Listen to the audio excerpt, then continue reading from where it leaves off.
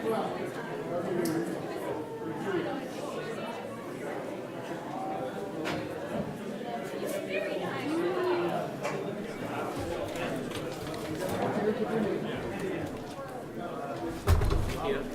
the last time that you refreshed that? I just turned it on. So if I made a change and I had it How long open, ago? a few hours ago. Oh, yeah, it should be good. But I didn't save anything. Like,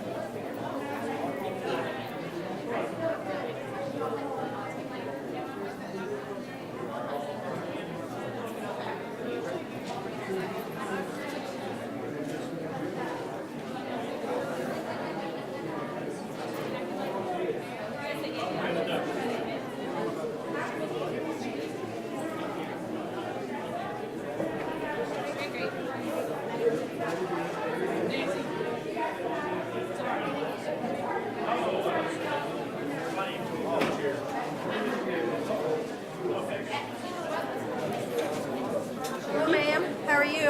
Other than busy.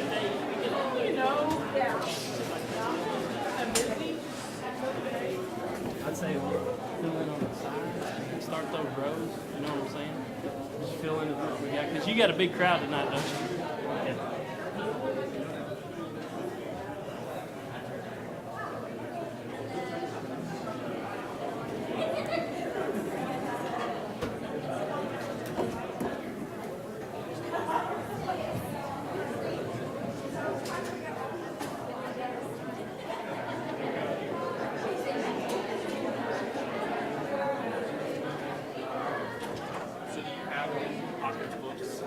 No, he's written several.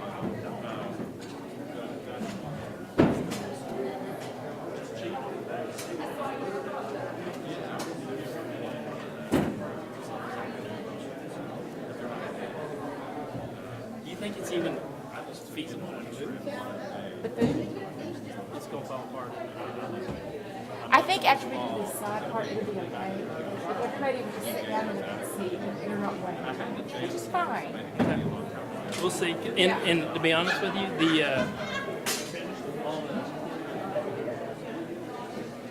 Oh, they are? Okay. but I haven't seen. But that's a long time to be lined up out there. Yeah. It's good, another good 20-some minutes. Oh, yeah, every bit of that.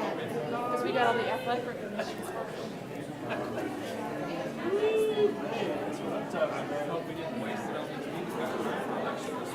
I know.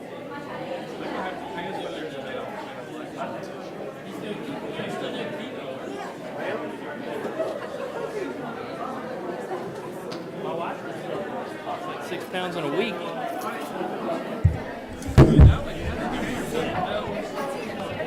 You remember your pen? You need one? No, I'm fine. It'll be all right. I usually remember it because I usually do it like it's kind of a routine on the morning. I get up, get dressed, and I think, oh, schoolboard day, I got to wear a jacket. So I don't usually wear a jacket to work. And then I get my pen. But tonight, I've been in jeans and a long sleeve t-shirt all day. Yeah. So it's like last thing of the day, I'm putting clothes on.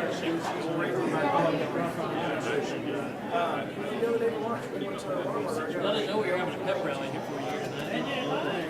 So you run through the thing. So that's the thing. Smoke. Is Gary coming? He is. No, actually, you introduce Gary. Here's one of those ones. So I'll just kind of preface. Perfect.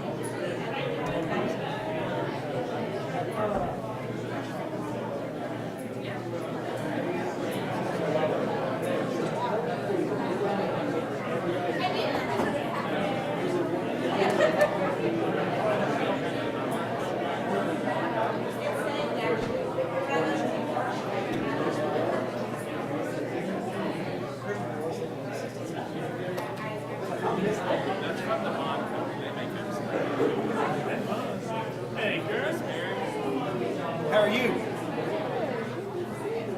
Good to see you. Man, it's been too long, girl. We still got the every 2 weeks I see that car about that big. I mean, I need to adjust or anything. Just Hey, congratulations. Somebody got a new post. New position. One of the bond documents.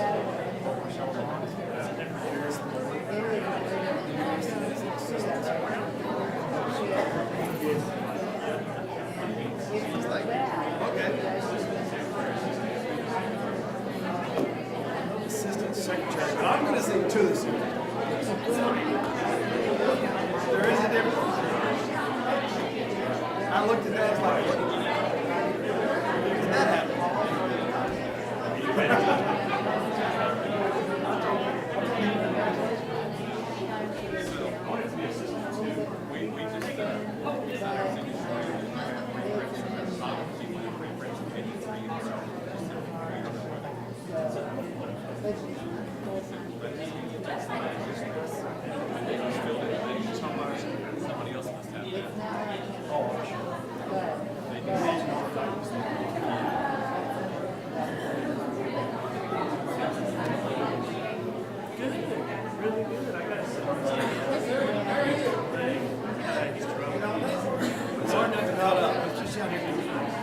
Looking at Facebook.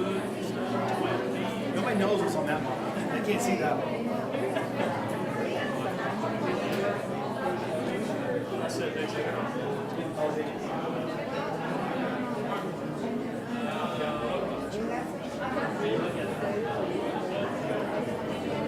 Speaking of running, you mentioned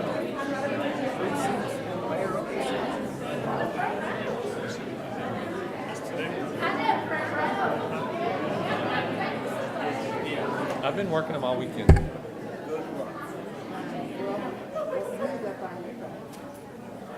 Becky's, so Keith's spot is Becky's interim. That position's open. She had it. Those are two guys that sit on this. Yeah, well, as a matter of fact, it's all three. It's Chad.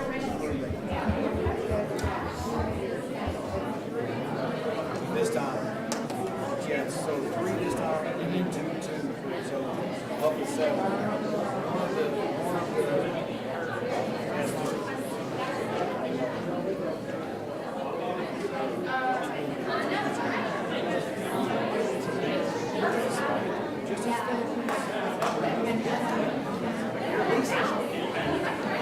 Seems like you're always every year you kick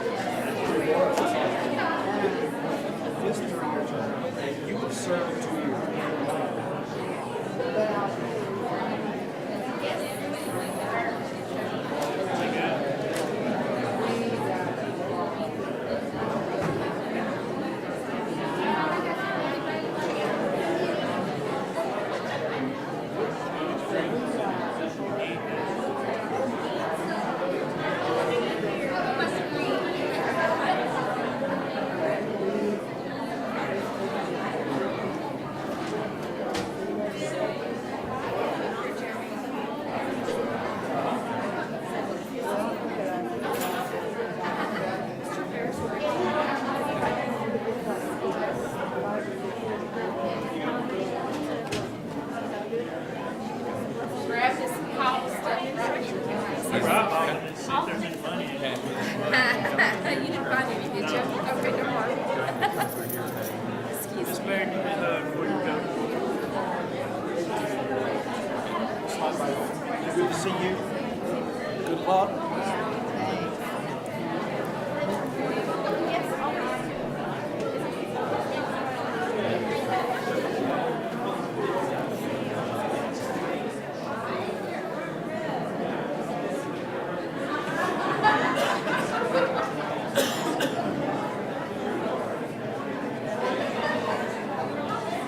Okay, so I've got a 5-year-old, a 3-year-old, and then one that's been born like 2 months. So, I left and Megan was like contracting, and I was like, hold that thought. Do not have a baby. I'll be ready. So, could happen. Yeah. That's right. That's right.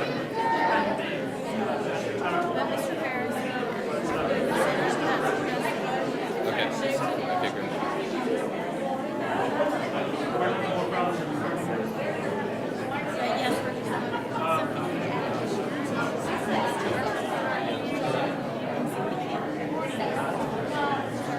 I think it's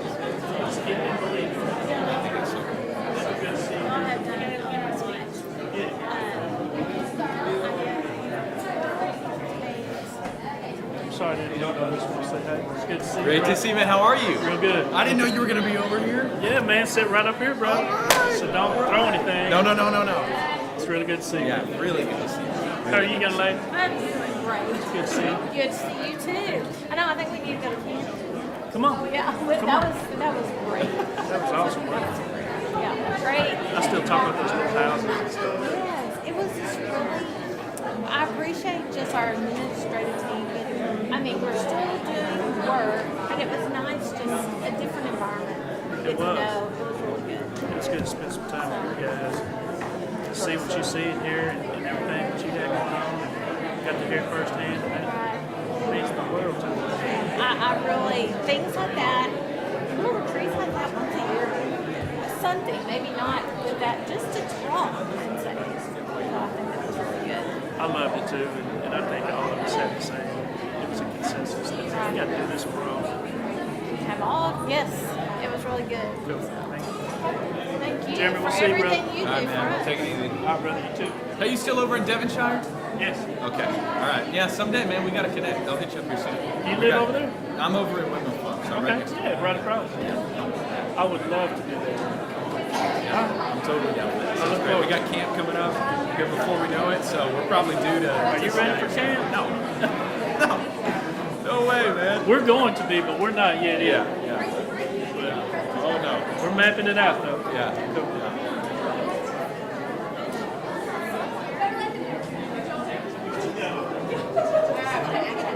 Sure. Yes, ma'am.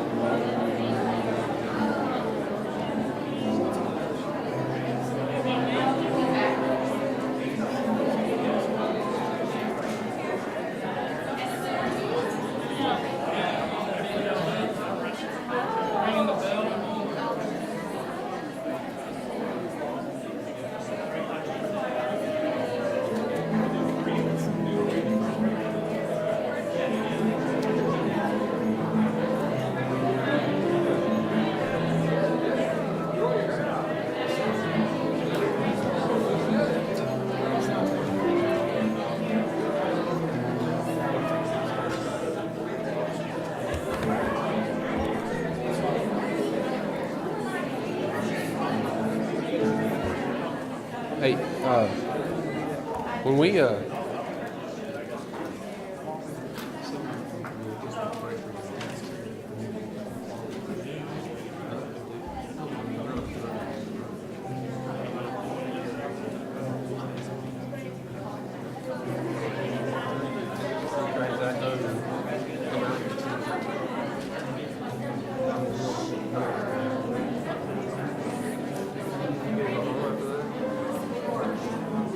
Susie was wondering which. I'm assuming you want her to right here. Right? Yeah, I'll tell you. Coming over here. I mean, you could, we can pull up a chair back there too if you want to just come hang out.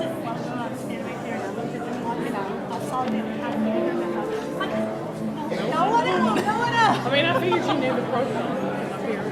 The microphones are here, ma'am. Thank you. finance report done if you want to. Y'all did change some things around as if like I didn't even know this family legacy thing. That's new. Yeah. Thanks for being the first one. Yeah. Anytime I can help y'all.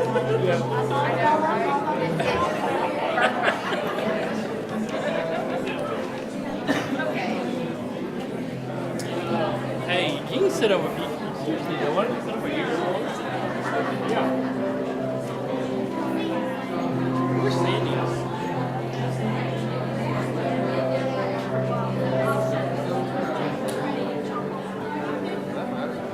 Yeah, that's why I told her she can come up here and hang out. What's going to happen is you'll be sitting with your mom and dad, and they'll say, we're going to have the invocation, and they'll start talking about who's going to do what. And your principal will be with you, and she'll walk you up here. And you're going to have to do the pledge to the Texas flag. Look, it's right here. All you have to do is read it. It's a gift. Who will do the Texas flag? Somebody from the high school or the middle school. Okay? So you get to do the Texas, okay? And it's all there, so you don't have to worry about forgetting it, okay? Does that make it better? Good, I'm glad. That's all I have to say. Yes, that's all you have to say.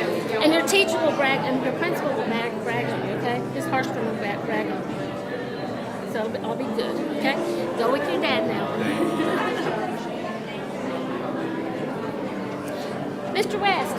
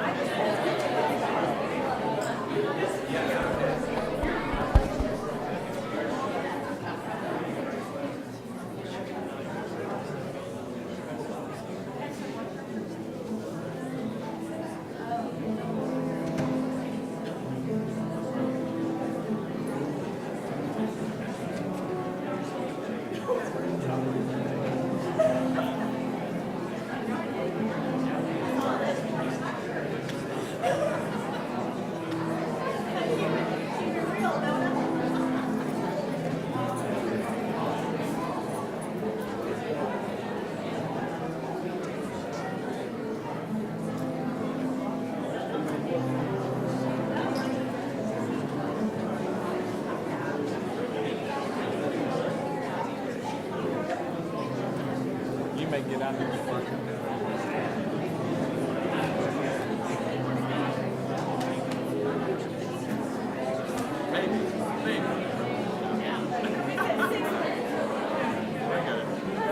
Yeah, that's what I'm saying. She should be okay. She didn't need you.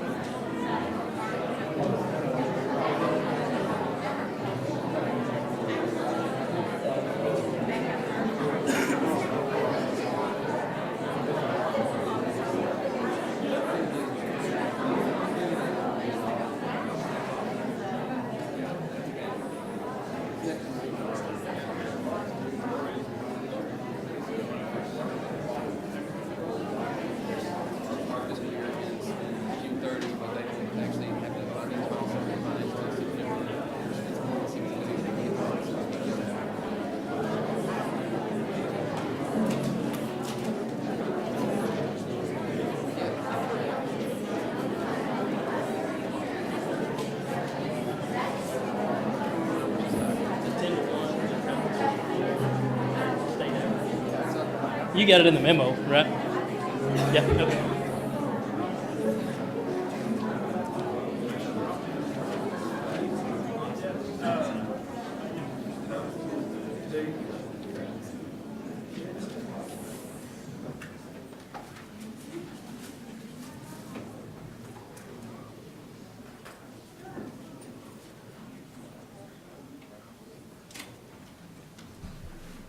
Well, good evening. My name is Greg Ferris, and I'm president of the Forney ISD Board of Trustees, and I hereby call this Forney ISD Board of Trustees meeting to order at 7 p.m. I certify that we have a quorum present and that the meeting has been posted in the time and manner required by law.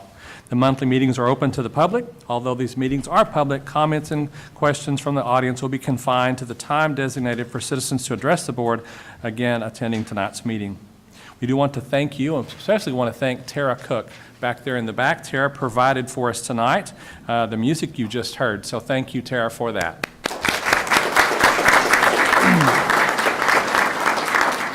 Tara is the daughter of Ron and Vicki Cook. She is a sophomore at Forney High School, and she is in advanced art and choir and a goalie for the Lady Jackrabbit soccer team. Tara also plays the piano and sings for her church and was in the children's chorus of Greater Dallas. So once again, thank you, Tara, for coming tonight and sharing your gifts with us. We appreciate you. I'd also like to thank at this time Powell and Leon for the reception they provided at the back there. So I thank you all for being here tonight and providing that for our guests as well. At this time, we have our invocation led by Jeremy Fisher. He is the lead student pastor at Community Life Church.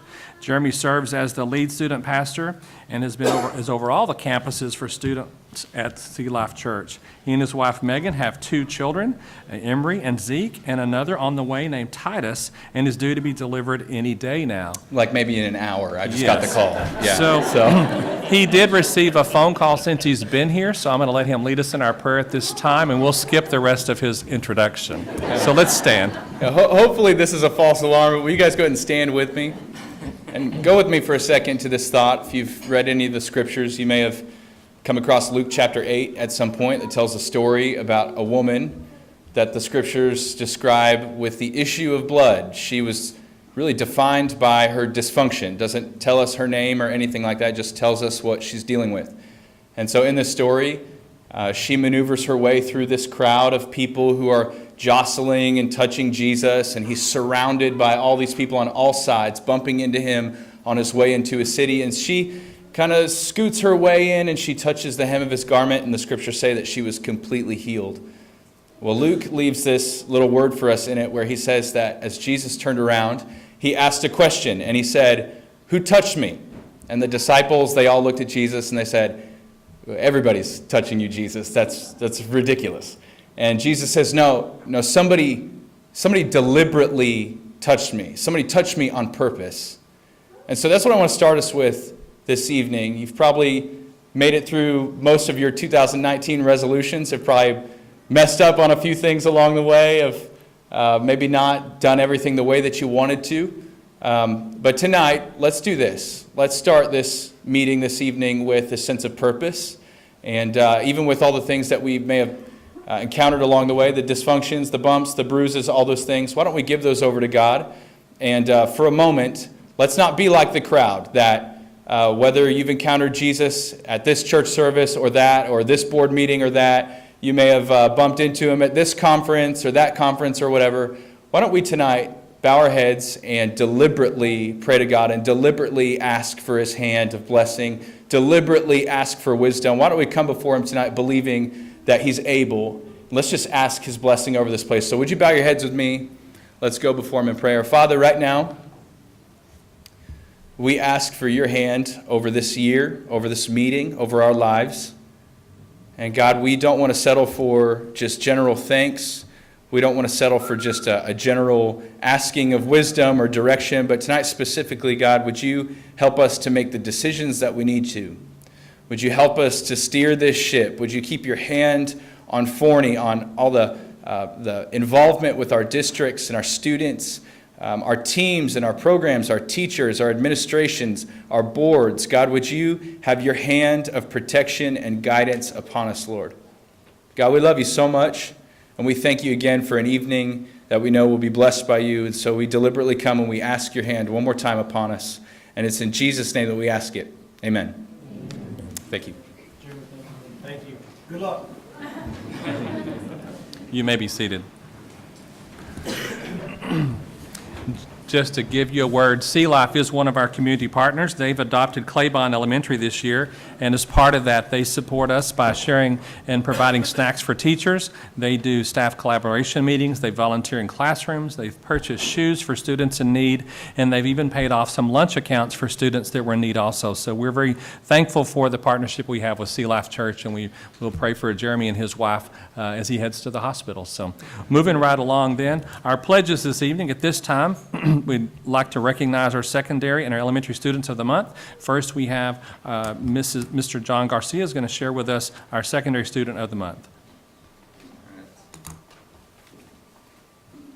Keon, you want to come on up? All right. Good evening, Dr. Terry, School Board. This evening, I'd like to introduce you to one of our Warren Warriors, Keon Ramos. He is here tonight with his parent, or his mom, Christina. He has a younger sister, Jamie, that's currently in the 3rd grade at Johnson Elementary. Keon is in the 7th grade, and he is a great student and student athlete. He plays both football and basketball at Warren. He's been playing basketball since the age of 3 and just started playing football this year. His coaches have been amazed at his athleticism and his ability to jump right into the new sport. Most importantly, they are impressed with his leadership and how he treats his teammates. Along with being a really good athlete, Keon also excels in the classroom. Keon is currently taking advanced classes in social studies, reading, and science. His favorite subject is science with Mr. Waymeyer. He enjoys the various experiments that are conducted and how they apply to real life. He enjoys Mr. Waymeyer's fun style of teaching and his ability to bring science to life. Miss Atkins, his reading teacher, said, "Keon is a kind and intelligent young man. He is continually honest and thoughtful. He often puts the needs of others above himself. He does helpful things like organizing the classroom, bookshelf, and cabinets without even prompting.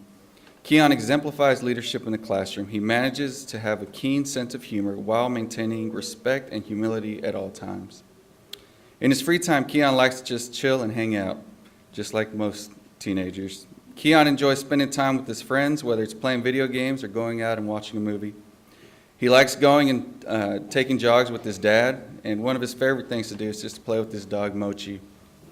When asked what his favorite part about school was, Keon stated that being able just to come and be with his friends. He enjoys being around the people that he feels he can trust the most, and he enjoys just having a fun place where he can learn. When Keon grows up, he would like to become a professional athlete, either a football or basketball player. We are very fortunate to have Keon at Warren Middle School, and he truly demonstrates what it means to be a Warren Warrior. So, good job, Keon.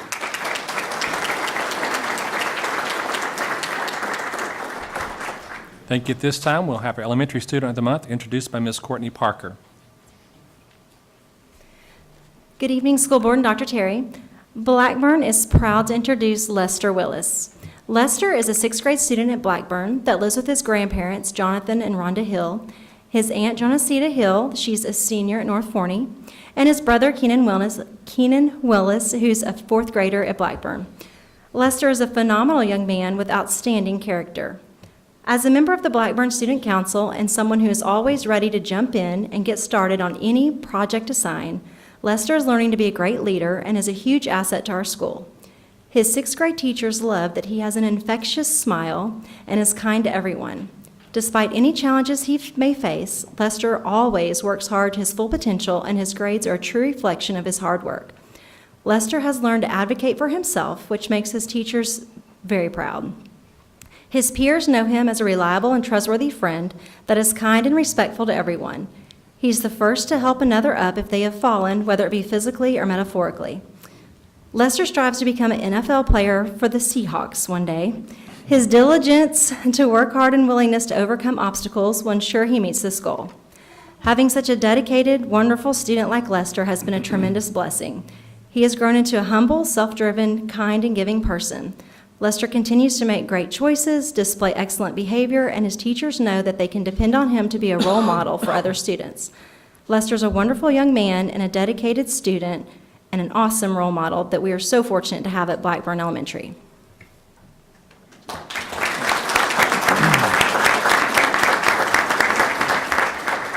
If you would all rise, we'll have our pledge led by Keon Ramos.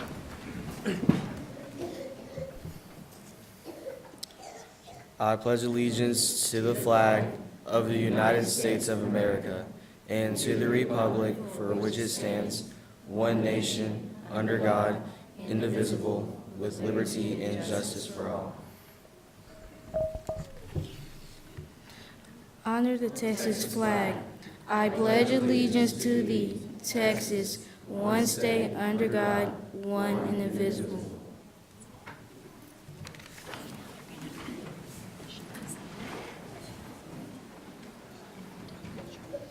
Lester, congratulations. This is for you. Do you have any family with you? You want to take a picture? Let's go right over here. Yeah.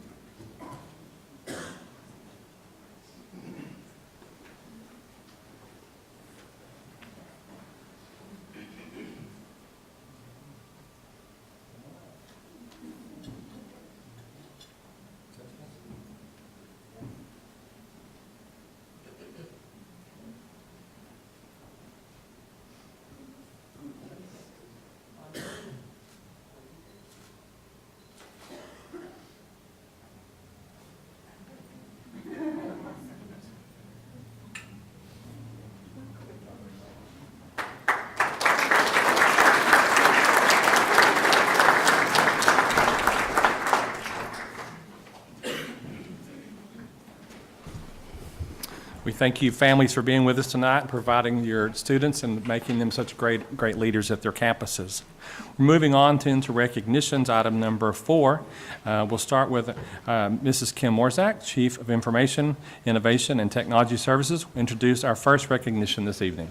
Thank you, Mr. Ferris, Dr. Terry, Board. As you know, Forney ISD has a new honor called the Forney Family Legacy Award. This award is given to students, staff, or community members who have exhibited servant leadership over a period of time to Forney ISD and the Forney family. The individual or group must have a long-standing history of commitment and service to Forney ISD. I'm excited to share that State Representative Keith Bell is the newest recipient of the Forney Family Legacy Award. At this time, I'd like to invite Ms. Suzanne McWilliams, former Forney ISD Superintendent, to the podium to read her nomination letter and to recognize Mr. Bell. Thank you. Dr. Terry, Board, good to see you guys. Well, if you've ever had the privilege of knowing Keith Bell, then you know without a doubt the things that he holds dear. Immediately upon knowing Keith, you are confident of his love for his God. You know how much he adores his wife and his children and his family, and oh, how very much he adores those grandbabies. Before long, you realize the deep-seated love that he has for his country, his community, and especially for public education, most especially for Forney ISD. For the last 20 years, he has demonstrated that love.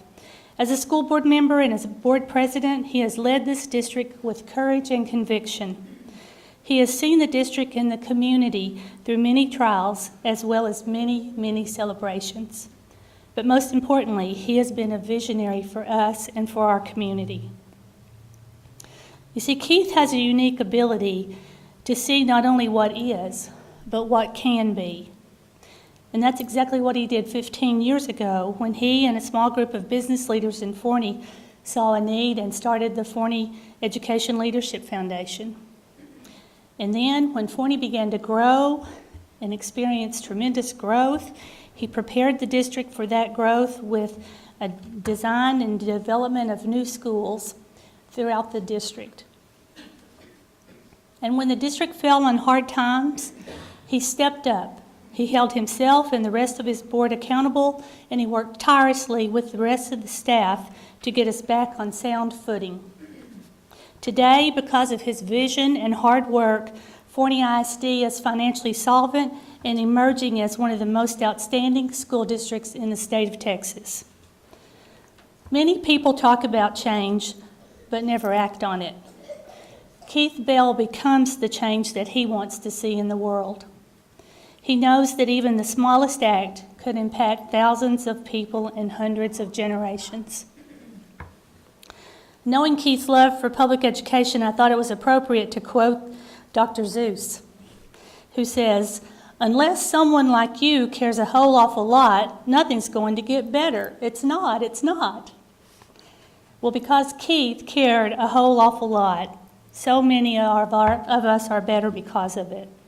Our school district, our community, countless people, students, teachers are all better for knowing him and being influenced him and being blessed by him. His vision, leadership, and hard work has certainly left a wonderful legacy for others to follow in Forney and Forney ISD. I'm looking forward to watching this great statesman expand that leadership at the state level. And I can't think of anyone more deserving of the honor of the Forney family legacy than my friend, Mr. Keith Bell.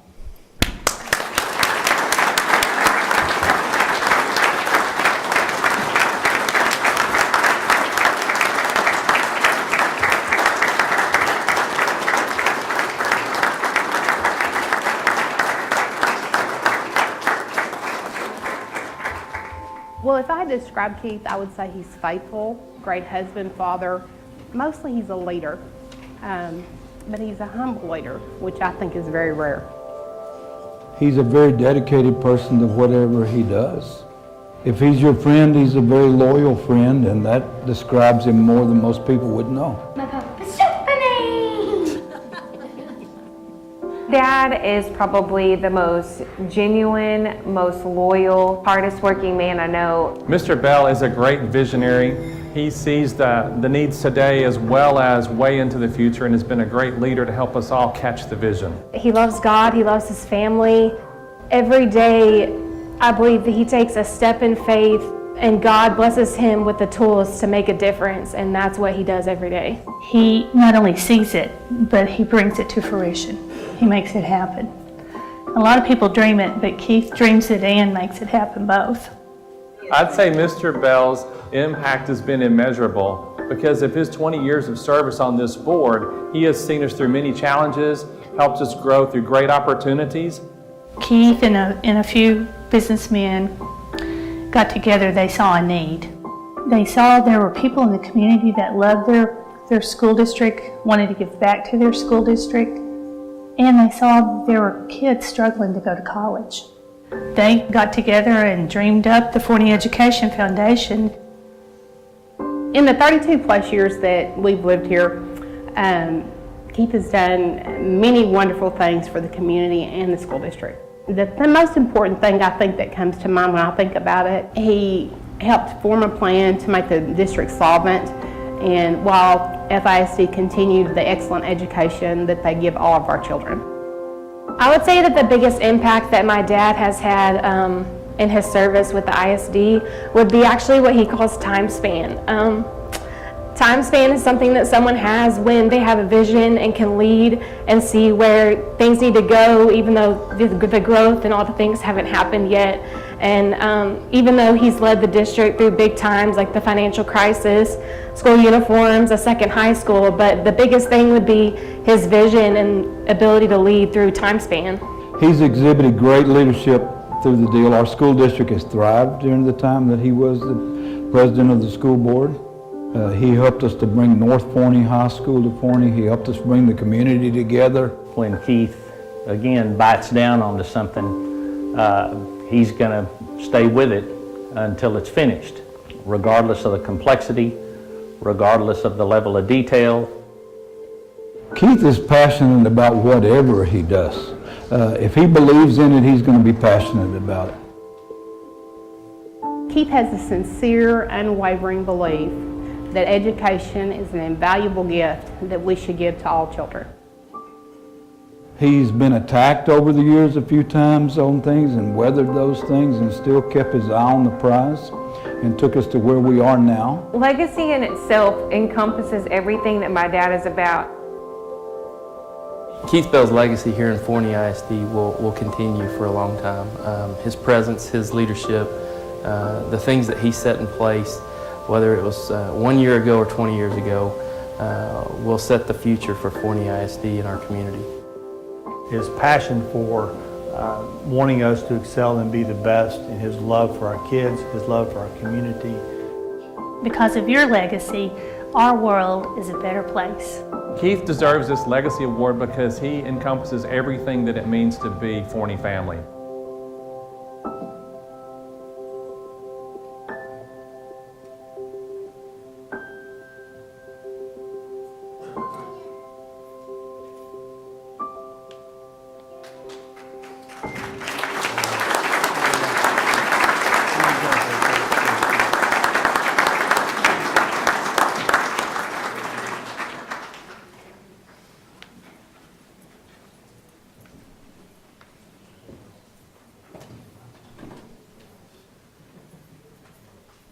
We are very proud to send Keith down to Austin to his new office with a Forney flag floating back here over our central office. Maybe he'll send us back a flag one day.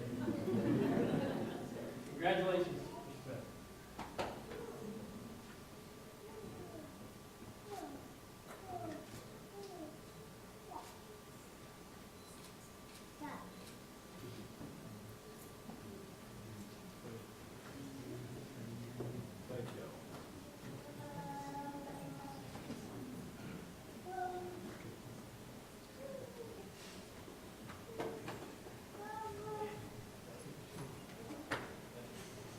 Well, I know everybody's ready to get going, but, you know, it's hard to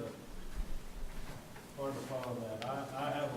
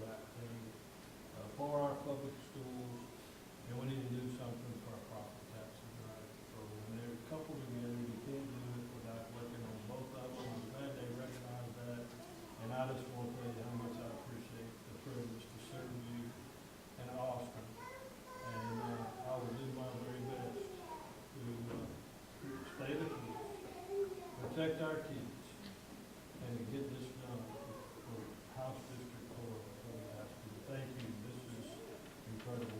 Thank you.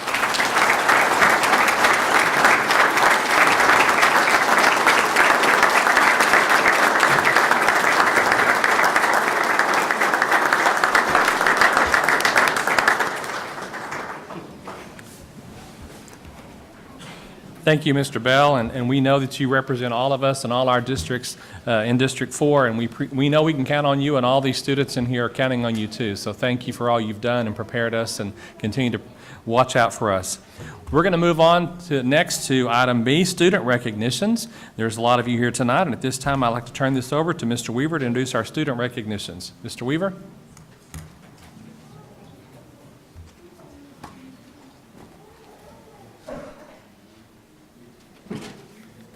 Thank you, Mr. Ferris, Dr. Terry, and members of the board. We have 17 outstanding young ladies and gentlemen to recognize tonight. I would be remiss if I didn't say first, it seems like we will probably be doing this for Lester and Keon one of these days. And it also seems like after seeing Mr. Bell recognize that we've got people on both ends for our students to aspire to, and hopefully those young gentlemen for them to be able to aspire to. These young ladies and gentlemen that we're about to recognize have been recognized already by the state associations in their respective sports as academic all-state. And that means a couple of things. It means obviously that they have to be a contributing member, a high-level contributing member on a varsity team in their sport. It also means that they have to maintain a very high GPA, a GPA typically with an average of 92 or 94 or above, depending on the state association. So before we introduce any of these individuals, I think it's important to say that they're students that both have to practice a high level of balance in their lives, which is typically a pretty good indicator of success. They have to balance the hours and the commitment of being on a varsity team with their academic, with a very high academic standard, and all the other things that they've got going in their lives too. But certainly we feel like being an academic all-state student is very indicative of future success. As I introduce these young ladies and gentlemen, I'll call their head coach up with them. Because we definitely want to recognize the head coaches as well. And we'll begin with all-state academic students in Forney High School girls cross country. The head coach for girls cross country, the longtime head coach, is Coach Sandy Cook, who has an outstanding program each year. And in cross country at Forney High School, we're proud to recognize Ms. Drizani Hernandez for first team academic all-state. Come on up, Drizani. And Ms. Hannah Powell, first team academic all-state.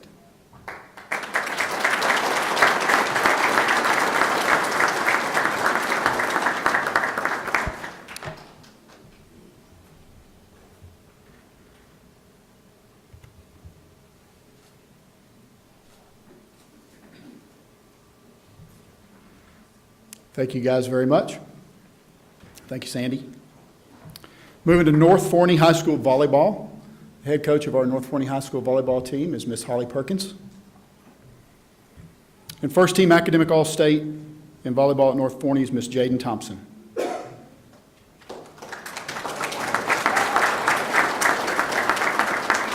Second team academic all-state, Miss Riley Borton and Miss Caitlin Finch.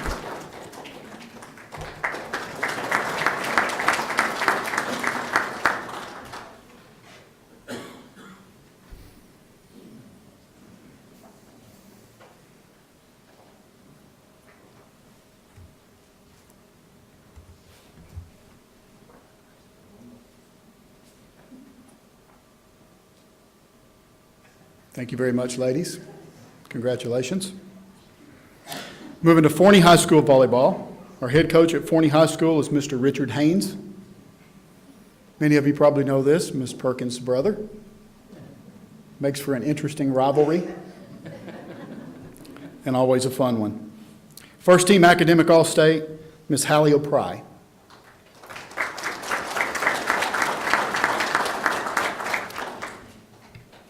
Also, first team academic All-State, Ms. Hannah Udiski.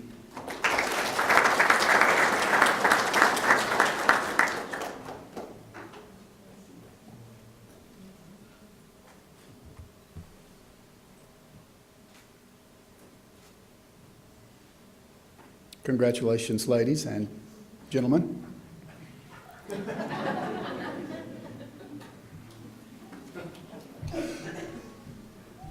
North Forney High School football. We have 4 gentlemen to recognize this evening. Their head coach at North Forney is Mr. Randy Jackson. First, second team academic All-State, Mr. Clifford Funderburk, Jr.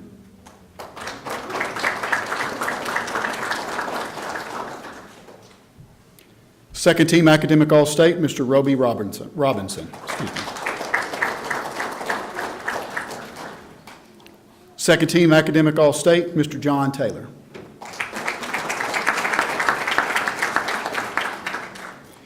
An honorable mention academic All-State, Mr. Cameron Rogers.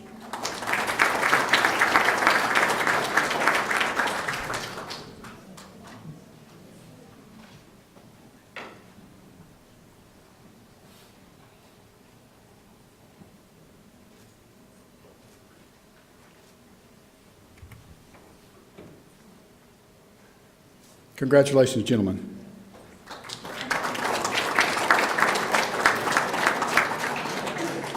Our next group are North Forney High School athletic trainers. Our trainers put in just as many hours, and in many cases more hours than our student athletes, certainly are just as committed to their programs. Ms. Holly McAdams, who's already at the front, is our head athletic trainer at North Forney. Ms. Allie Hawkins, I believe I saw, is here as well. Thank you. Second team academic All-State, North Forney athletic trainer Austin Beatty.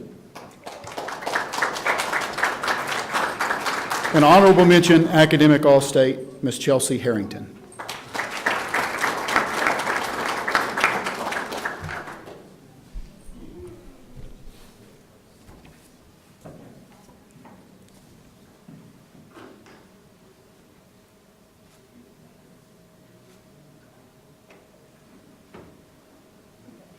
Our final group of academic All-State students this evening is representing Forney High School football. Coach Aaron Woods. Okay. Our first recipient, Mr. Jake Palmer, who was unable to be here this evening, is second team academic All-State. Also in second team academic All-State, Sean Stevens.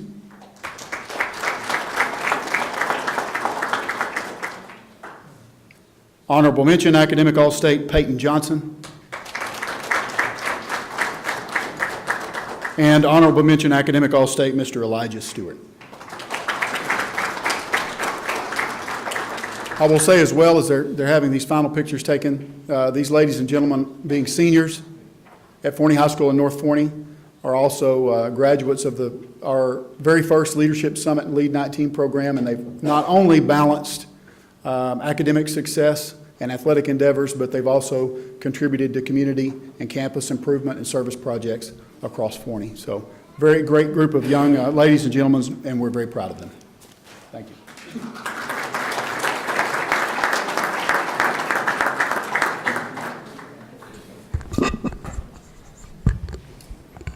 Again, at this time, thank you very much, Mr. Weaver. At this time, I'll turn it over to Dr. Terry to introduce our next recognition. Thank you, Mr. Ferris. I've just got to tell you today, this is January is School Board Recognition Month, and as the superintendent, as a staff member here for the past 5 years, I can't tell you how blessed we are to have such wonderful, dedicated group of men and women to serve our district and our kids. And so tonight, the students and staff of Forney ISD would like to take this opportunity to show their appreciation for all that each one of you do for our school district. Each of us understand that your service on the board is completely voluntary, and that you are taking time out of your busy lives and away from your families, your wives, your husbands, your children, to dedicate your energy and efforts to help each and every one of us within this school district. So this time, I'd like to show just a brief video so that you can hear a few thank yous from our school district.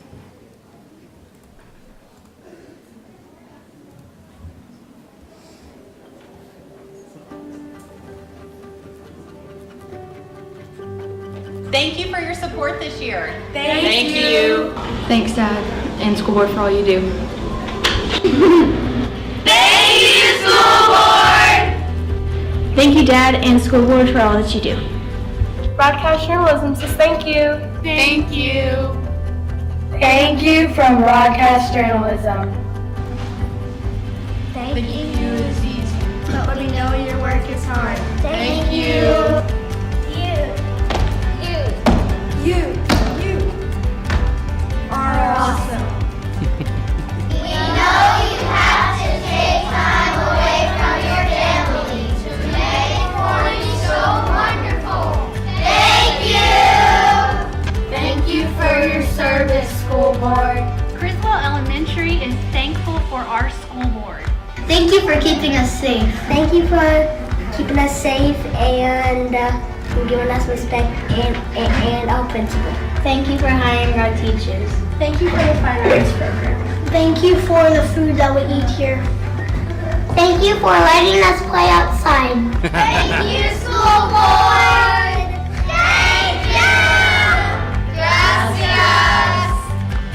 Thank you!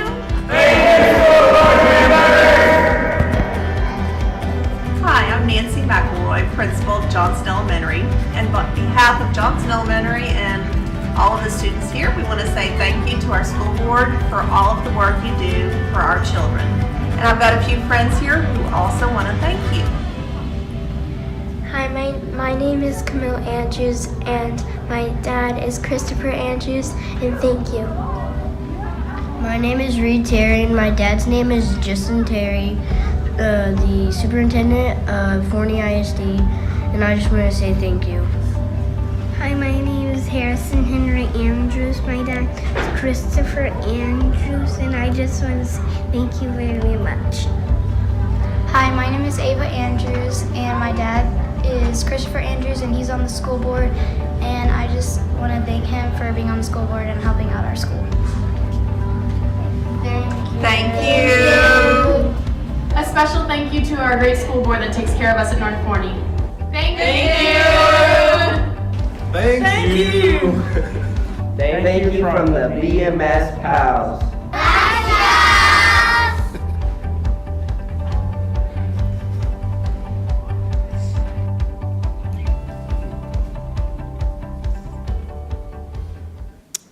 So as you can see, we've got a lot of students who wanted to give you thanks for the work that you do for our school district. And we've actually got a few more tonight that want to come and appreciate the work that you do for this district. And so at this time, I'm going to ask that you come down to the front as a board and receive a special gift from each of our campuses.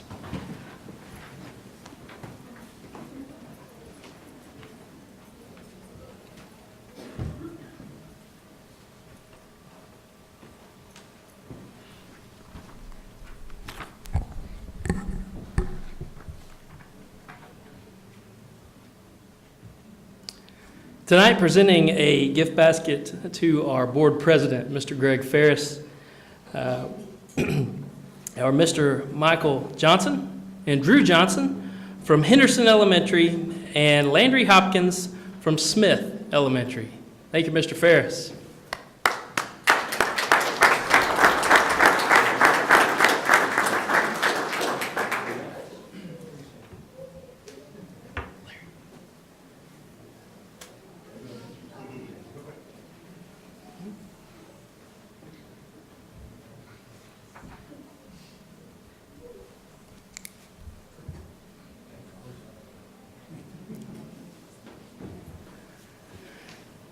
Presenting a gift basket to Mr. Chad Johnson is Matt Rooney, Kinsey Demarest from Forney High School, and Madison Huber and Ansley Stockton from Brown Middle School. Thank you, Mr. Johnson.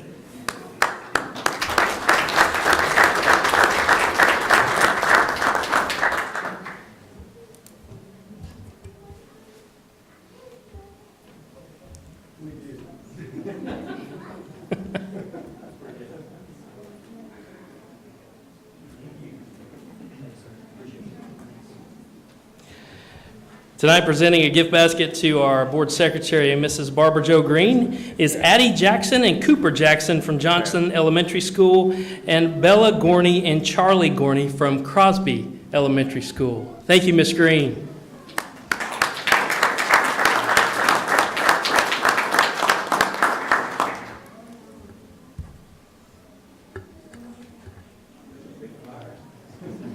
A decoration for your house.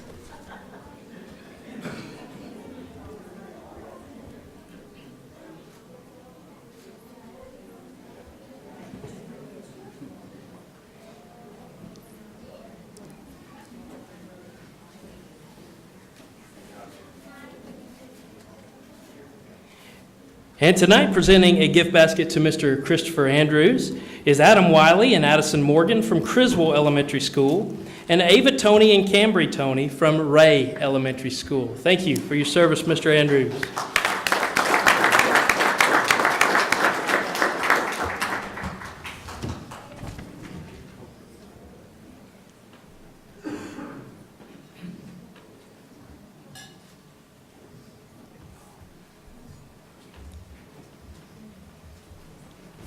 Tonight, presenting a gift basket to Mr. Heath Carroll is Nahoku Diaz and Nokomis Diaz from Blackburn Elementary School, and Noah Diltz and Ellen Diltz from Claiborne Elementary School. Thank you, Mr. Heath Carroll.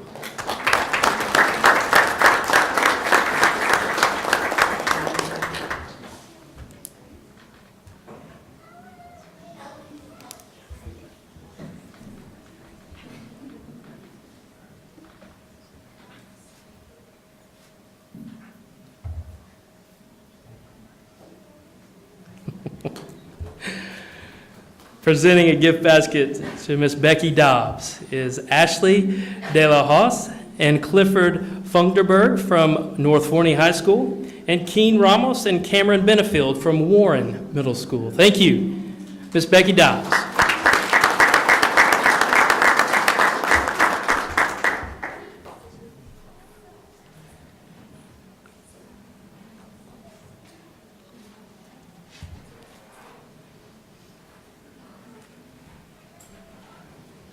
And finally tonight, presenting a gift basket to Mr. Scott Regan is Angie Diaz and Ariel Russell from Forney Learning Academy, and Sophia West and Emma Lowry from Lewis Elementary School.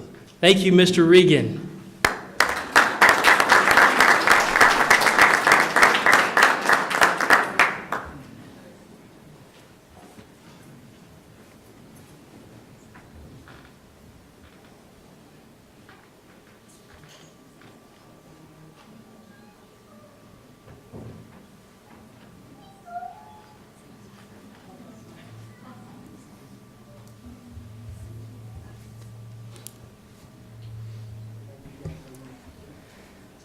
Again, each of these school board members give of their time, their money, their family, themselves, because they care for kids. Let's give each and every one of them one more big round of applause for the work they do and the service they give to our community.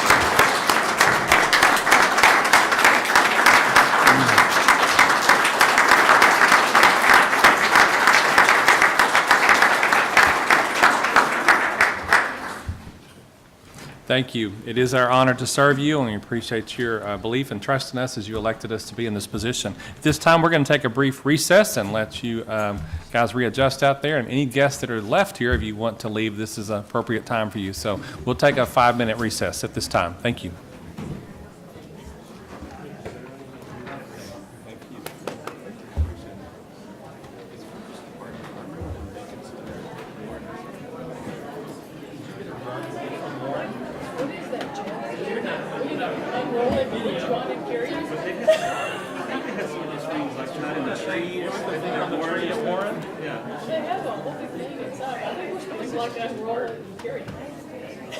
There you go.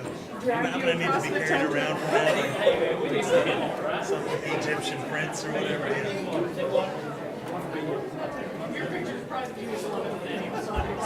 Sorry.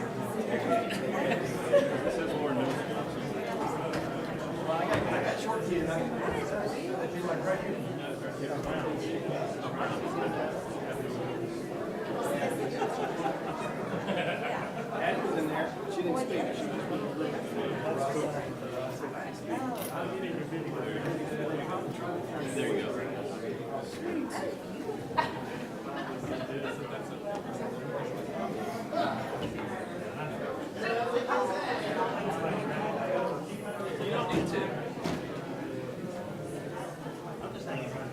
That's right. I've been hanging through your new house.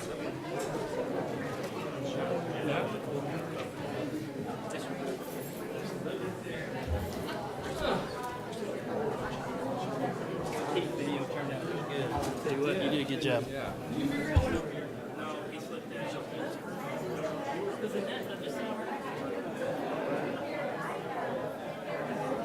Hey, how are you? Good to see you. Same here. How you doing? No problem. Glad to see you. Yes. Hey. See you. How you been? Hey, Cecil, how are you, bud? You all right? Doing all right? Yeah. Just happy New Year. So you as well. You staying warm? It's kind of chilly out there. My jacket back there. P&Z, what are you serving? We should call it Commissioner James, actually. Commissioner, huh?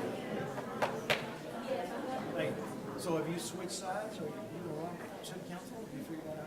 Right, he gonna run for council. He didn't say no, did he? No, he just said no. I was like, did you? We'll see you in 140. Bill, we'll see you. Thank you. Hey, good luck tomorrow. Appreciate it. Thank you, sir. Appreciate you. How are you? I'm good. How are you? Pretty good. Hey, congratulations. Thank you, I appreciate it. Keep it going. Yes, sir. Rings on your tires, so Yes, ma'am. Thank you.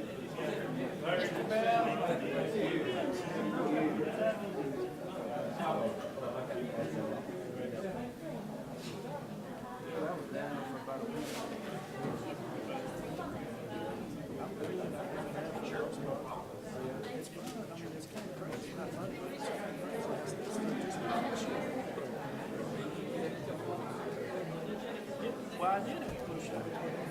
They said it would have been worse.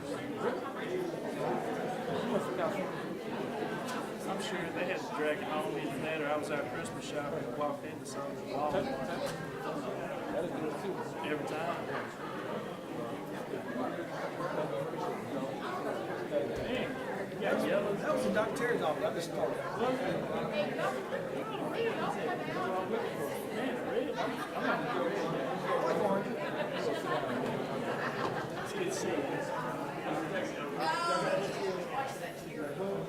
Yeah, that'll be last now. Oh, but I'll be gone. Oh, yeah. All right. I'll talk to you soon. We're done. Well, hurry, because I'm ready to start.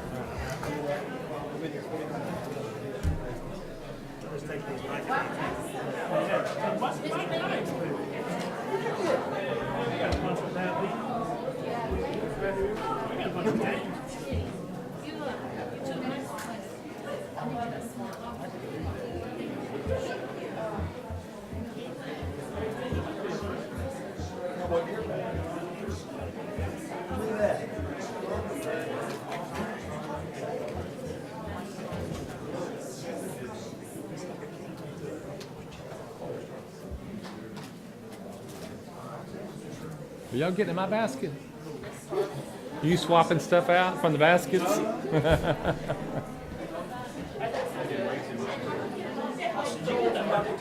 You can slide that down.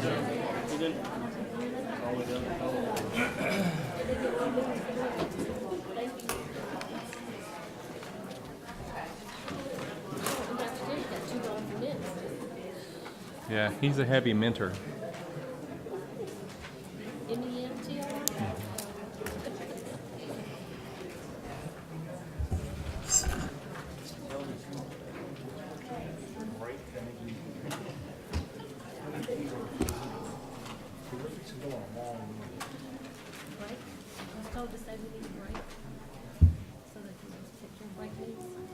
We just had one.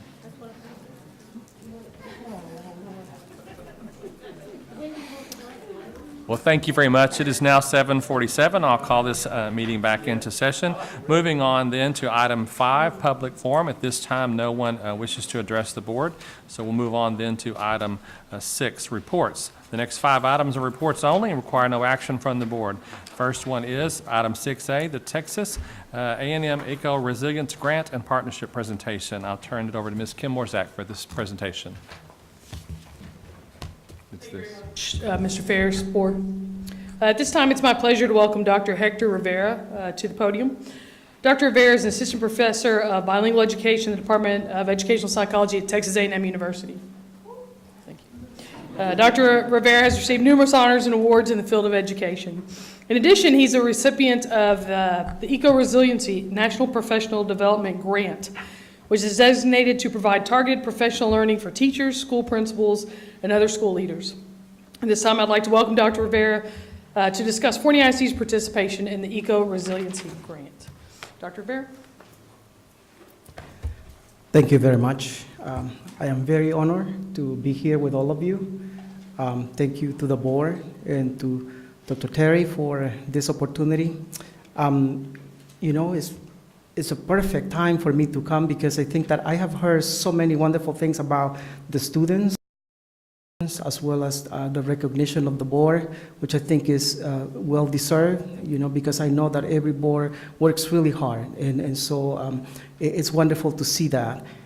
And at the same time for us as a project, as a director of this National Professional Development Project, one of the things that we are very much interested is to getting back to the community, in this case you, to let you know how your district has actually worked with us in partnership and what an amazing partnership it has been so far. Just to give you a little bit of a history. Before joining Texas A&M, I was at Southern Methodist University, so that's where I started bringing some of the projects over here, and I see some familiar faces, and so I'm very grateful for the opportunity that I have had to do this. But obviously, it's not something that one does by oneself, right? So first of all, I want to acknowledge my team, Dr. Lee over there, and Ms. Mirna Reina, who is also the coordinator for the project, so they are joining me. And we also have had the opportunity to work with some of your amazing people here, like Dana Curry and also Carmen de los Santos. And over there we have one of the teachers now at the elementary school. Believe it or not, she began working with me in the project, and then she left the project to come back here and work with you. So that should tell you something, right? So Beth Logish. So and the reason is because I think that it speaks about the district, you know, and the high quality and the people feeling that they are so connected. And I have seen the testimony of that today, you know, earlier. So I'm very happy to be collaborating with you guys on this project. And just to give you some ideas on what we are doing. So the Eco Resilience Project has different components. Some of them has to do with ESL certification, others have to do with the student and parent academies that we have had in your district, and some of them have to do with even courses that we are offering through Texas A&M in College Station. So we have actually the highest enrollment of folks, teachers, in-service teachers in our program right now at Texas A&M is coming from your district. Even though we have 5 partner districts at this point, we have Dallas ISD, Mesquite ISD, Forney, and also Garland, as well as Fort Worth ISD. So it's interesting to see that because it tells us about, you know, the commitment that your educators also have to the field of education and to the work that they want to do with the children. So it's a really amazing aspect. So we also have some personalized coaching that we will be doing this semester, for example. And just to give you an idea, and this is why we're here, because we just kind of want to give you a quick update on what's going on.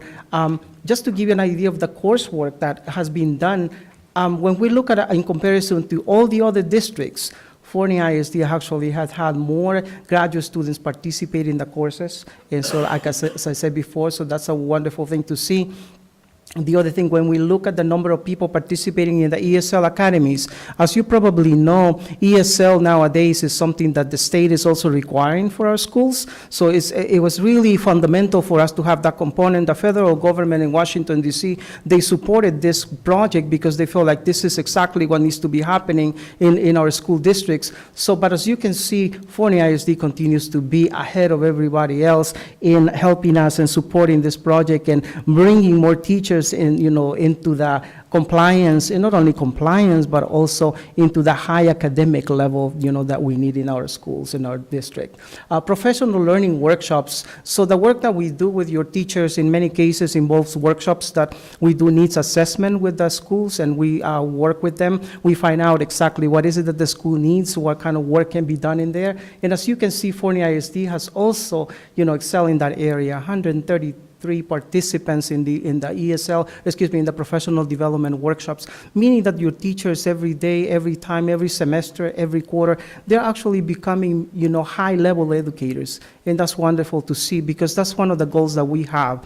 As a national professional development project, obviously, we hope and we strive so they can actually be at the top. And that's our desire. Why? Because we have the same desire that you have, which is serving the community. Whatever way we can serve the community, we can partner up with you. And obviously, as I speak about all these things that we are doing all these things at no cost to the district, because obviously that's the partnership that we have, and we are very much committed to it, and we are happy to the support that we have received from the superintendent and from everybody else in here. So it's a wonderful experience for us.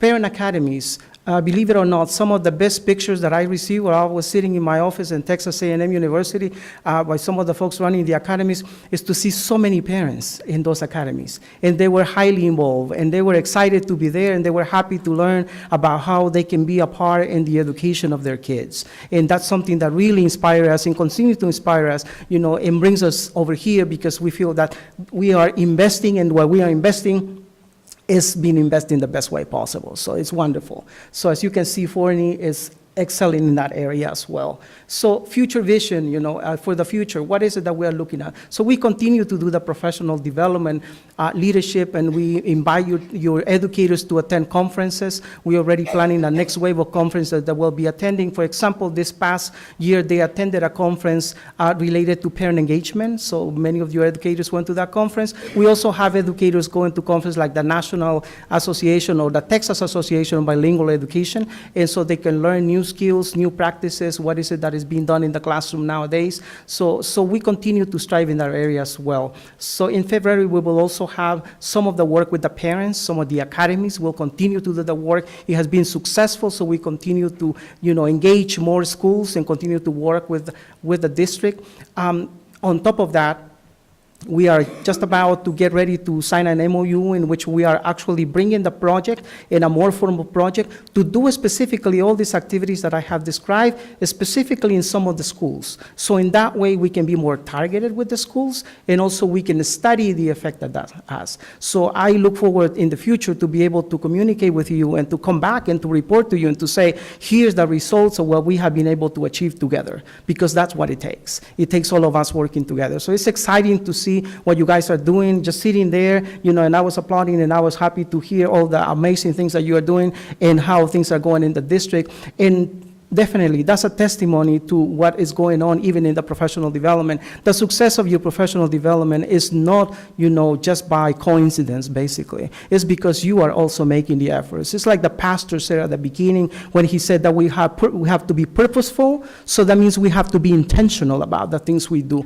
And that's what this project also is bringing. Some of the intentionality and some of the programmatics of the research-based programs that we know that works. And so we hope to continue to do that with your support, and we hope to be able to come back again and to report once again what a wonderful job you are doing.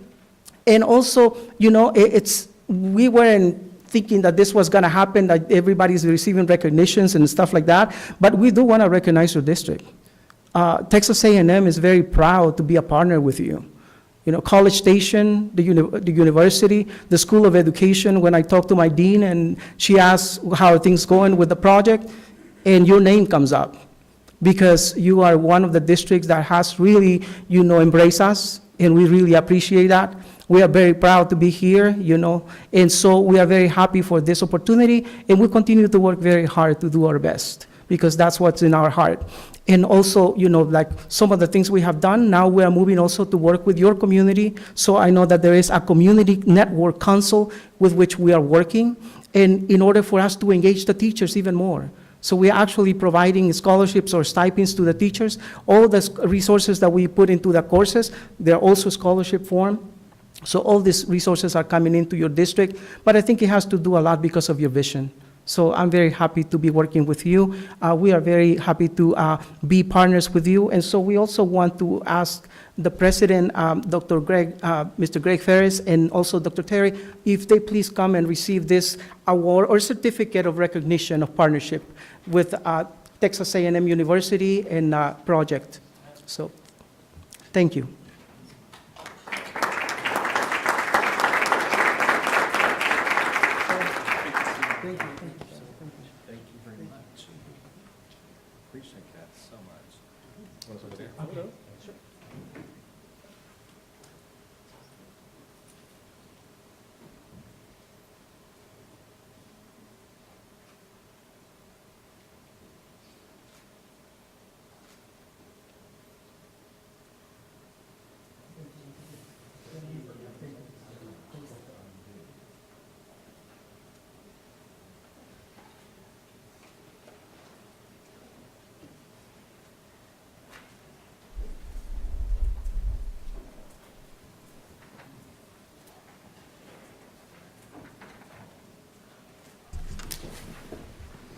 Well, thank you all for being here tonight, and we count it a privilege to be part of this program as well. So thank you for including Forney ISD and supporting our staff and our administration. So thank y'all so much. Appreciate you.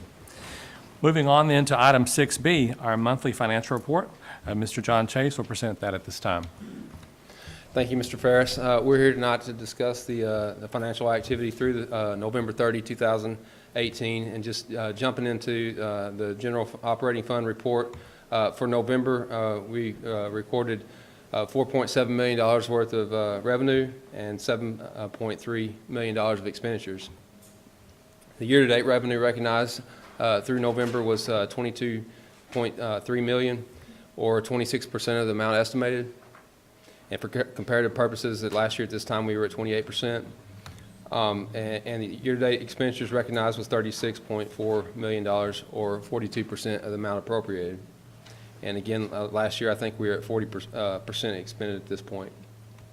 Moving on to the debt service side, we didn't have a whole lot of activity to report for this month, but we did have $474,000 worth of property tax collections for the month, $9,300 in expenses, and that was for arbitrage compliance reporting. Year-to-date revenue recognized was $876,000, or 4% of the amount estimated, and our heavy property tax collections will start coming in December, January timeframe, so we'll start seeing that tick up pretty good here in next month's report. Year-to-date expenditures were $13.4 million, or 72% of the amount appropriated.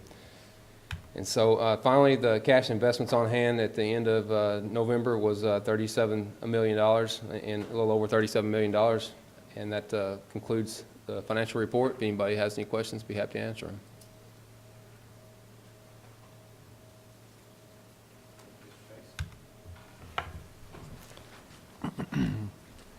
Moving on to item 6C is the board self-evaluation.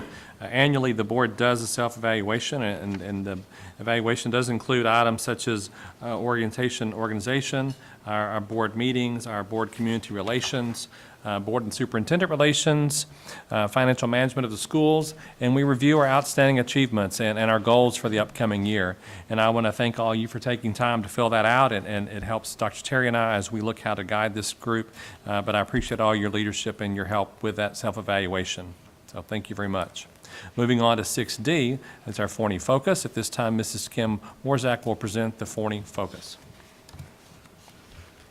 Thank you, Mr. Ferris, Dr. Terry, board. As you know, each quarter we bring the board up to speed on our progress on our board goals and give you a Forney Focus update. We have a brief video. Actually, it's not very brief because there's a lot going on, but we're going to show you video to kind of catch you up on everything that's going on over the last quarter and to carry us through the remainder of this semester. Welcome to 2019.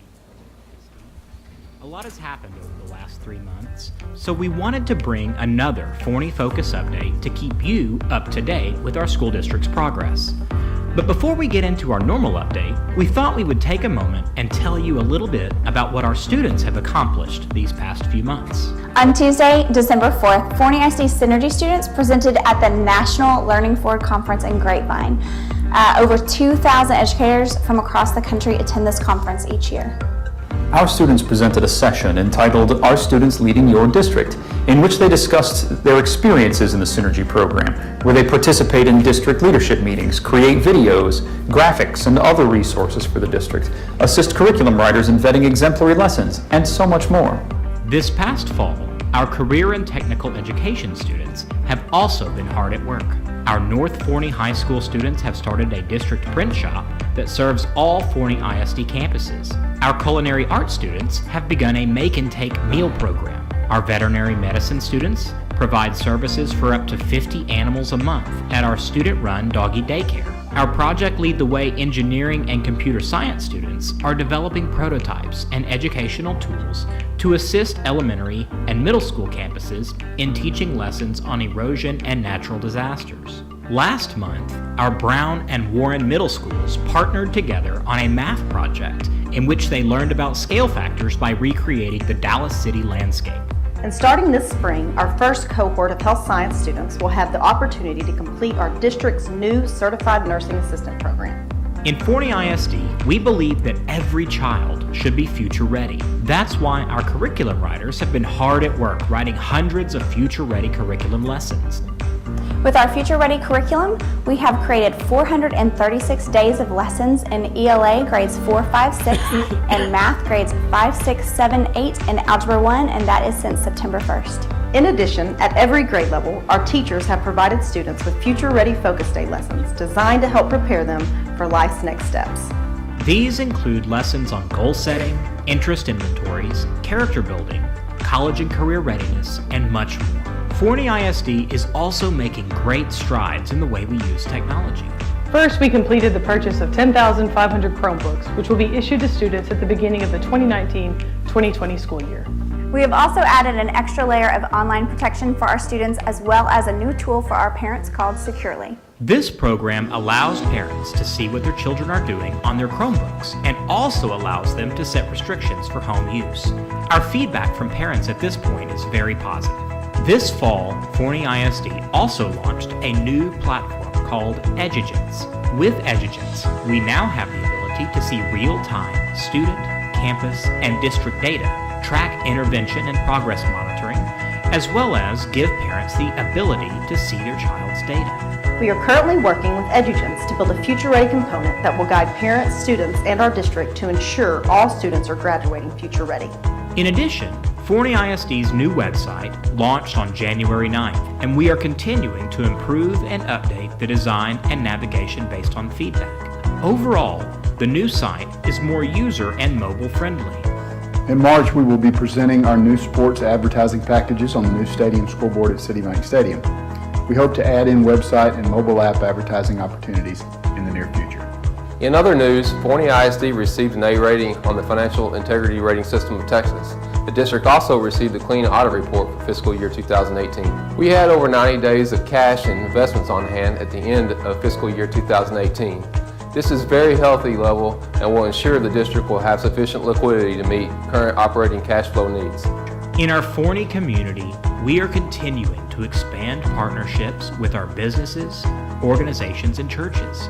This fall, our district partnered with the Forney Food Pantry to provide weekly food-filled backpacks for over 140 students. Our education and training students sponsored 260 students from the Forney Learning Academy for the Forney High School Angel Tree as well. In addition, our service organizations will be meeting with our teacher-led CCC, Community Connections Council, this spring to coordinate partnership opportunities. The CCC is a part of our partnership with Texas A&M. Pastors and principals will continue to meet and expand their goals for campus partnerships as well. Professional learning is a year-round activity. This fall, our new assistant principals worked with SMU to utilize virtual reality simulations to practice conducting instructional feedback sessions with teachers. The Forney Education Foundation supported this growth of these new assistant principals by providing funding to expand these interactive sessions to include practice working with challenging parent situations. Our Forney Leadership 2.0 participants are working on district-level projects, including MAP for MAP, Employers as Educators, Progress Monitoring and Growth in ELAR and SLAR, Empowering Kids through Tech Boot Camp, Mentoring the Mentor Teachers, Helping Your Child Be School Ready through Parent Involvement, Lifeline of Resources for New Teachers, and Student Ambassadors. Finally, while it is only January, our Brain-Based Committee is already hard at work preparing targeted professional development for the Brain-Based Bash this summer. The Forney ISD Human Resources Department has been in the process of facilitating staffing changes associated with elementary configuration. This has included design and implementation of a survey to allow teachers to communicate their placement preferences and working with principals to develop a fair and effective process for deciding on staff assignments. Forney ISD has partnered with DocuNav to implement the Laserfish program, which will allow the district to further automate employment paperwork and record management. Implementation has been initiated with plans to start with the first layer functioning this spring. This program supports records management as well as workflow processing. Manager dashboards have been launched to give principals and district administrators better and quicker access to employee data. The HR department received a number of positive comments from a recent periodic review by the Texas Department of Public Safety dealing with the department's handling of background information access through the DPS website. As always, student safety remains a top priority here in Forney ISD. The District Safety Committee is reaching goals toward a safer environment for all students and staff in our district. We have had 3 meetings with our committee identifying areas in need of improvement from the perspective of all district stakeholders. Prevention being a priority, Flip Flippin's philosophy of connected kids don't kill is a driving belief with this committee. Our community first responder leaders have been meeting with a follow-up scheduled for January 30th to ensure that all stakeholders have voices in the implementation of safety procedures and emergency responses. Floor plans of campuses have been provided to both the Forney Police Department and the Kaufman County Sheriff's Office dispatch offices. Knox boxes supplied with new keys for all rekeyed campuses, and CRASE trainings provided to all campus administrations. In addition, collaborations are in place to develop a threat assessment tool to identify students in need of intervention through a team effort of support surrounding a student potentially posing a risk to themselves or others. Forney ISD has also implemented restorative circles on its campuses. We have trained kindergarten teachers as well as 6th and 7th grade staff on using green circles in classroom setting to help with relationship building and a sense of belonging. In addition, Forney ISD Transportation Department recently updated our camera system on all buses. This will allow us to promote student safety and increase fleet efficiency. The Angel Tracks mobile surveillance solutions is tailored to the size and style of each vehicle in our school bus fleet. Finally, Forney ISD is proud to announce its new initiative, Capturing Kids' Hearts. If you have a child's heart, you have their mind. This is a core belief of Capturing Kids' Hearts. Forney ISD will be partnering with the Flippin Group this summer to give our staff the skills to transform our classrooms and campuses into high-achieving centers of learning where kids really want to attend school, increase student engagement, and build a culture of success. As you can see, Forney ISD is hard at work making sure we provide our students with an excellent education and our community with a top-notch school district. We look forward to the coming year as we embrace its opportunities and prepare for an even brighter future for all of our students.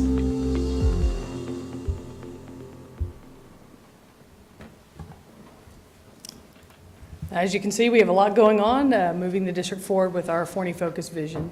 We haven't even touched on master planning, which we'll hit in the next board agenda. So any questions about Forney Focus update? I don't hear any questions. I'd like to just say thank you for your innovative technology. You've upgraded his PowerPoints. Yes, sir. So good to know that technology is coming to use. So we'll move on then to master planning, item E. Ms. Morsak. Thank you, Mr. Ferris. So we're going to kind of start with our master plan, talking about our current progress. We have several projects. I'm going to call Mr. Von Gallagher from Gallagher Construction to the podium. He's going to walk us through our progress at Ray and Smith Intermediates, as well as FLA and a few other miscellaneous projects they've been working on for us in the immediate. Mr. Gallagher. Thank you. We'll cover Ray Smith and the FLA. I'll try to go through these fairly quickly. As you know, Ray and Smith are kind of very closely on the same track. There's a few differences, and we're trying to work trades as we discussed before, but for the most part, they're on the same track. Start with Smith. January 14th, we're working through those learning stairs. I think those are really going to be something that's really impressive for everyone once that's done. Hookup did a great job with the design of that and what the district was looking for. We've had a lot of coordination together. Kip's been a great help on that stuff, so I think all that's moving really well. We've got the library structural steel completed, the glass insulation's in progress, and the tape and bed is taking place as well. The big thing we were trying to do is over the Christmas break, when students weren't there, is we did some additional demolition in the library areas and try to get some of the structural work done while the kids weren't there. It made it a lot better for the school. It also made it easier for us as well, and all that went well at both campuses. The week of the 21st, the ceramic tile will begin. Additional glass work for the storefront. Roof cap process has taken place. Folding partitions will begin. The metal siding, and then the red dot building, that's the metal building that goes outside for the covered play area. And then following week, temporary power will be on, learn stair framing will begin, and then after that, the ceiling grid will start to go in. So once the ceiling grid goes in, it'll really start to take shape. So we're dried in, we're well underway, trades are participating well, so all that's going well. Got some pictures of Smith you can see. You can kind of see, if you look down on the bottom right, kind of see the magnitude of the stairs and that system and what that's going to be in those stages. Ray, I'm not going to go through that. It's the same track. We're at the same place, and things are going well there as well. Some interior pictures. You can see where the restrooms are plumbed in, ready for fixtures. Once the tile goes on the wall, the framing's done, and you can see the exterior, the bricks up, and we've got the metal panels to go on, so all that's in good shape. So any question on those two? Just one. Sure. This seems to be back here way ahead of what we thought about the schedule. Are you guys, we were thinking you were going to be done in time for school next year. You're talking about putting the ceiling grid in February. April. I'm very happy with where we are schedule-wise. Things are going really well. I don't see any issue whatsoever. My intent is to be done with the new this spring, so that once school's out, we've got some renovation to do inside the existing facility that's fairly minor. So we'll have the month of June for that, and then be complete with both projects. So we're in good shape with where everything is. You know, we had some weather delays, which always take place, but we've got provisions where when we have the weather delays and we have to work on the weekends or more resources, more manpower. So, yeah, thanks for asking. The FLA, this is the phase 2 process that we discussed before, where we did the initial phase. Because it was a renovation, we were trying to get through that and make sure we didn't run into any majorly costly unforeseen conditions. And then once that took place, then we went ahead with the following phase. So what you'll see going on right out there now, the canopy is being installed, transformer screen wall is going up, the sound system in the sanctuary is to be completed, and then the signage is to be completed as well. And then the following week will just be kind of punching items and getting things polished up for the grand opening. So I think all that turned out really well. So any questions on the FLA?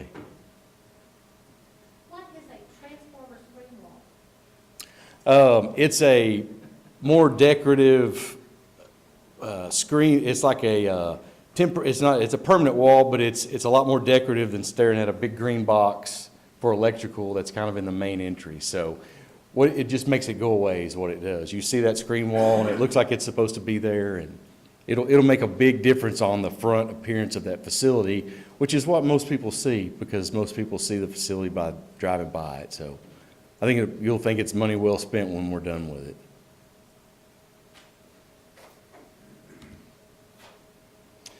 Other projects, real quick. Over the Christmas break, we went into Johnson, and we were trying to do some investigative work over the sewer system. We did some smoke testing and located some areas that could be causing some smells in the facility. So we went in there, tore those walls out. We'd gone over those with the city prior to doing that work so that they could help us expedite that during the break and make sure that they would allow us to do that. And all that went well. We actually found a little additional area that needed to be addressed as well, and got that done during the break as well. And then on Blackburn, we had some sidewalks that came out, and then changed some of the slopes to get some of the more positive drainage around the building, and then resodded that area. Questions on those? Thank you. Thank you, Mr. Gallagher. We're going to kind of talk about short-term planning. As you guys know, from Snapshot last year, which is the last Friday in October, to Snapshot this year, we added 933 students, and that's a growth of about 9.2%. We're continuing to grow very, very quickly. We've already added additional 103 students since the end of October. I think we added about 40 since we got back from Christmas break. So the growth is continuing. If you look in 2016, whenever the demographer report came in, it was that green line down at the bottom showing our growth projection. 2017, they made that line a little steeper, and then in 2018, it became even steeper. And we're actually seeing a little bit steeper growth than that currently. So we know we have to manage that growth. So in the short term, we're looking at really 4 big pockets of growth. The Travis Ranch, Craig Ranch area surrounding Lewis Elementary, Devonshire, right there outside Crosby Elementary, Windmill Farms, Blackburn and Smith, the North Forney area, and then the Gateway Plan development, which is right around Henderson. That's really where our growth is has been clustered. Building one single elementary does not allow a whole lot of flexibility with that. So we have current plans for some targeted capacity addition. And what we're looking at is the addition of 10 classrooms at 10 classrooms each at 4 of our campuses. That's Henderson, Crosby, Blackburn, and Lewis. That adds about 880 chairs for students in Forney ISD. And then looking at some renovation inside of Criswell. There will be no additional building added onto Criswell, but we're looking at reallocation of space and being very creative with the layout inside of Criswell Elementary. We're looking at that adding about 88 seats. That's a total capacity addition at our K-4 elementaries of 968 seats.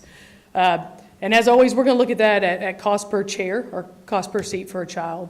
A new elementary right now in today's dollars is about $35.8 million for a capacity of 900.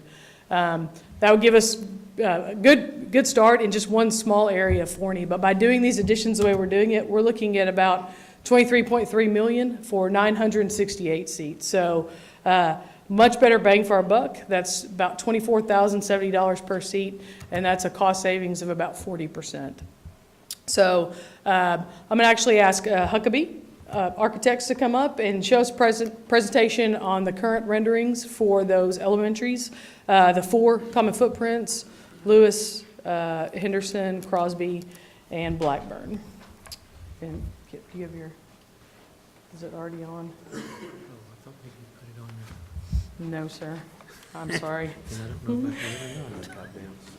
we'll tap dance real quick. Look at your little booklet. Oh, do they have them? Yeah, they do. Apologize. No. That's when I said to you, final, so I don't know if I put the final. Yeah, this one at the bottom. And then this one, bottom one. See if that works. No, I can pull it up.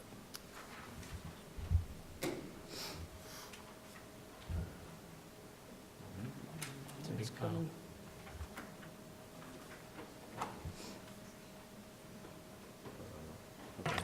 Awesome. Thanks, Kim. Good evening, Dr. Terry, Board of Trustees. It's good to be back with you this evening.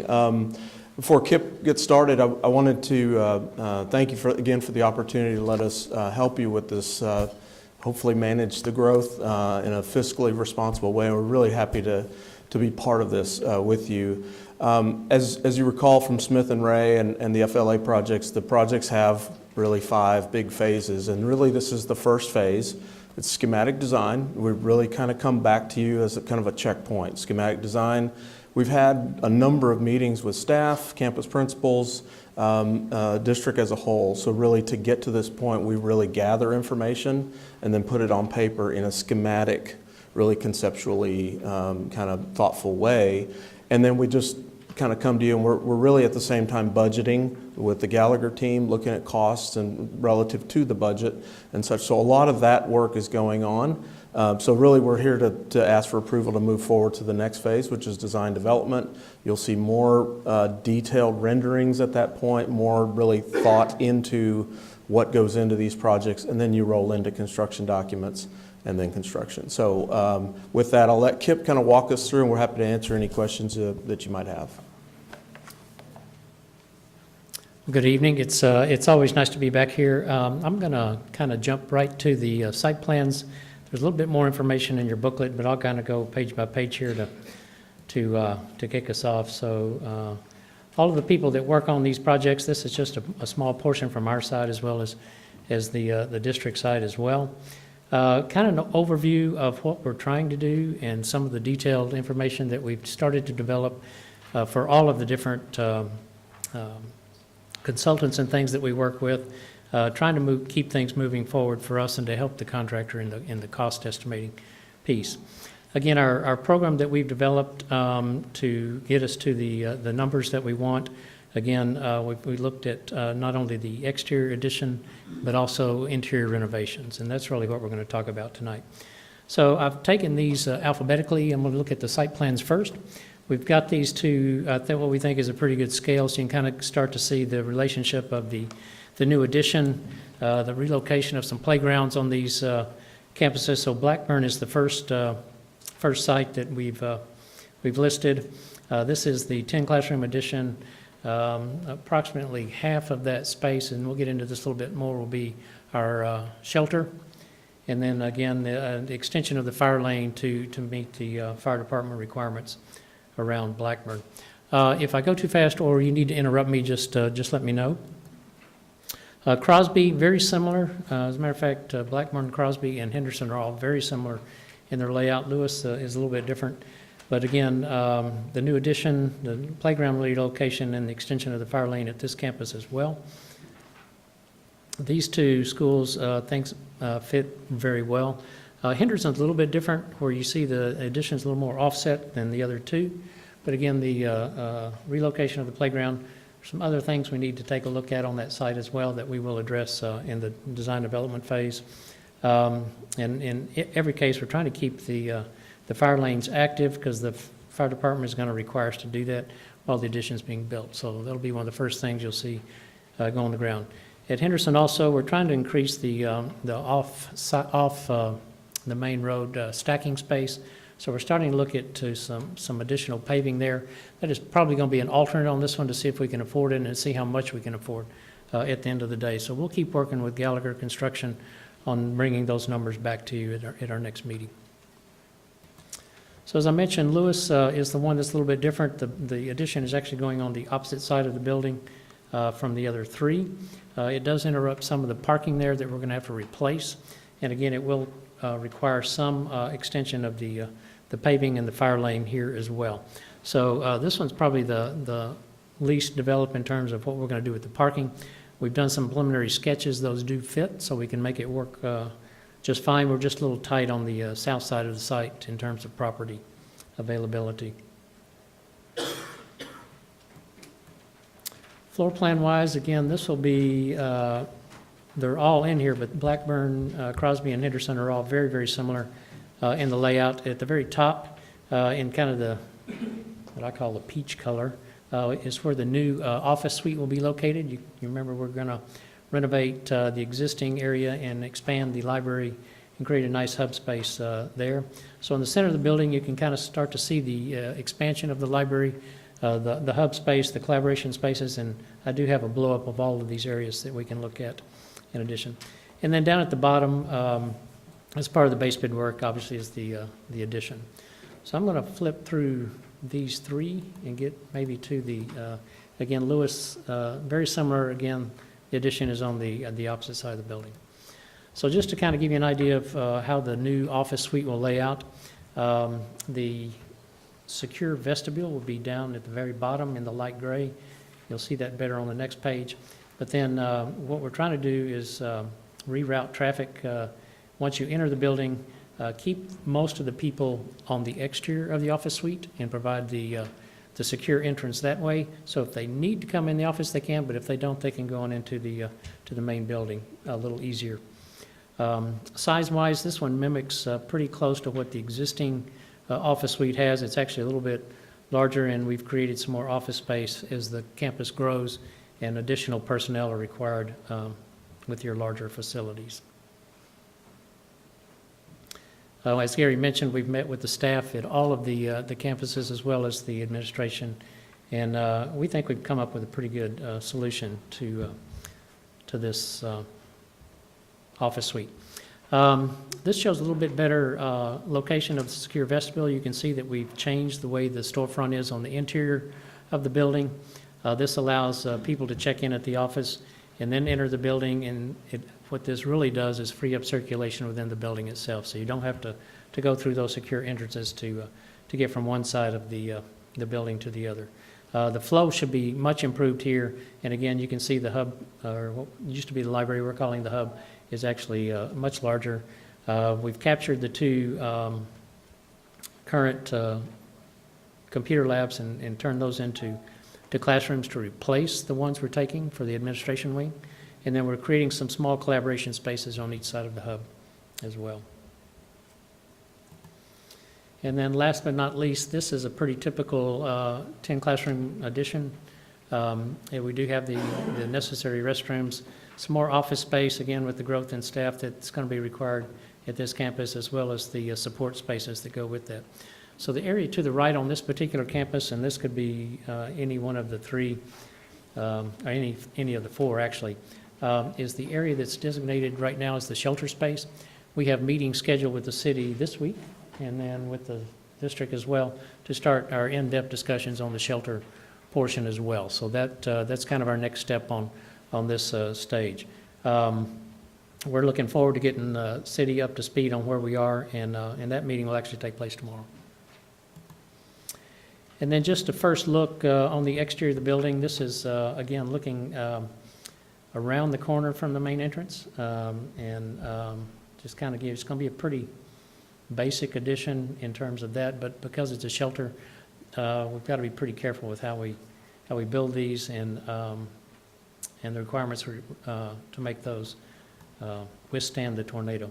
This one's looking more from the opposite side of the building, around towards the gym and the kitchen area. Again, pretty, we hope, efficient layout, and cost-wise too, on the expansion. And just as Gary mentioned, we are still in the early stages of developing the interior. We've got a couple of sketches that we can pull from our model to show what the hub will look like. This is actually looking back towards the main entry. We're not showing the furniture yet, as we're still kind of playing around with that. We are showing some of the shelving that will remain, and but you can tell that we've opened up the space quite a bit through here.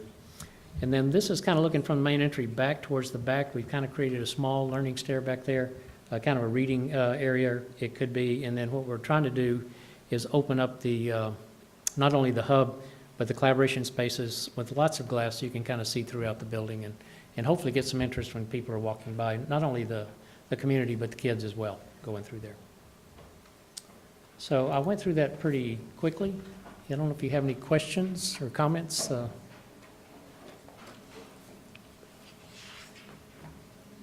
Okay, good. And this might be more for Kim.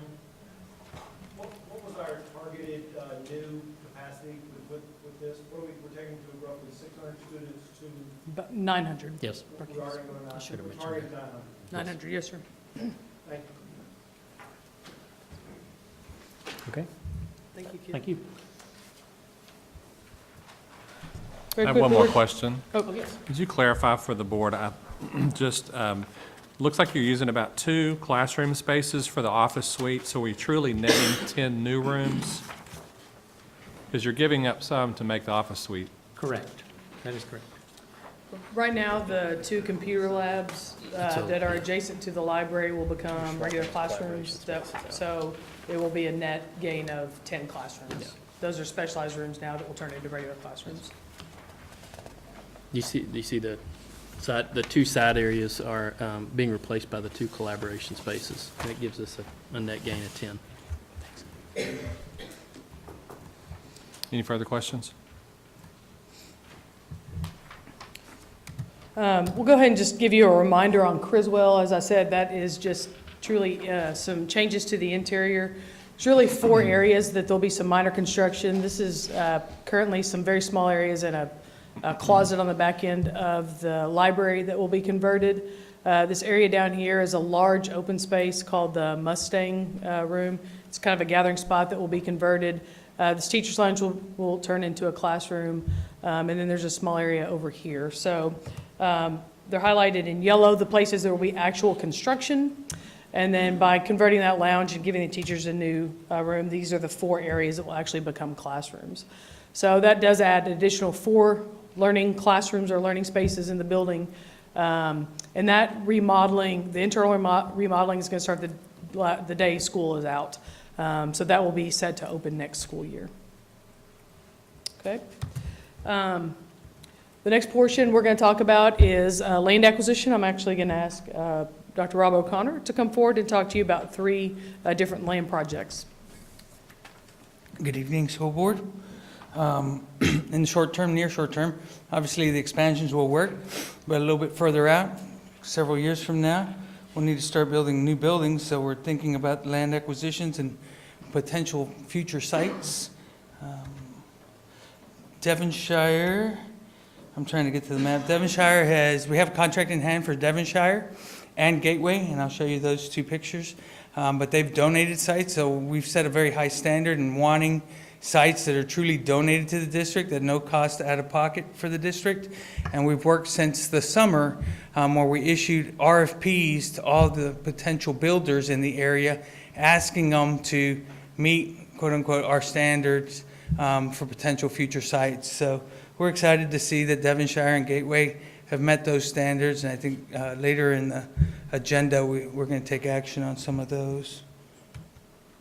So this is the one, I'm trying to get oriented. This is Devonshire, and I don't know if you can see the cursor, but they're going to donate approximately 13.94 acres in this corner right there. We were trying to get a better site map, but they couldn't get that to us today. So that's where that potential future site would go.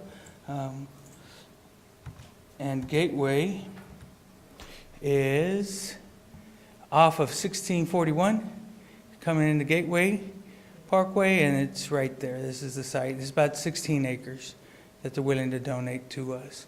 Again, we can drill down into those sites specifically a little bit later in the agenda, but if you have any questions now, I'll be glad to take it. I mean, they're very good. They're solid contracts, and again, I got to give Dr. Terry and Vaughn Gallagher credit for their efforts. It's been a team effort to get these builders to the place where they're actually willing to donate property, because, you know, they're businessmen, and so there's always a little bit of reservation in them genuinely giving us those properties, and so we're at that point now.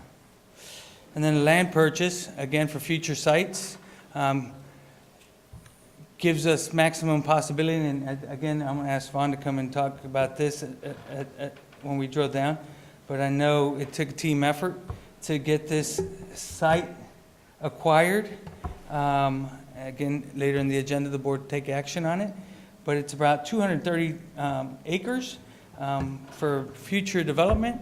And it's just exciting to see that in that corridor, the district will have a lot of options, you know, so you can do a lot with 230 acres, build a lot of facilities in there, and along with that, I don't know if Kim has it in here, I'll go back. We also own this 35 acres right here that's adjoining it. So together, that whole complex, or that whole land, what we own there is 265 acres. Boy, I'm good. Financial outlook. Thank you.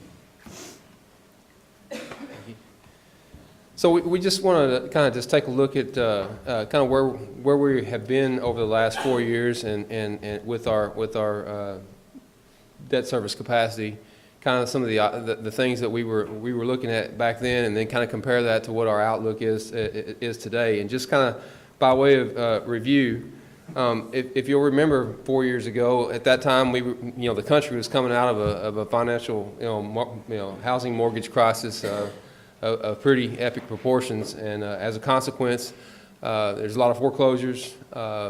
Property values were depressed, and in fact, in some cases they declined a little bit.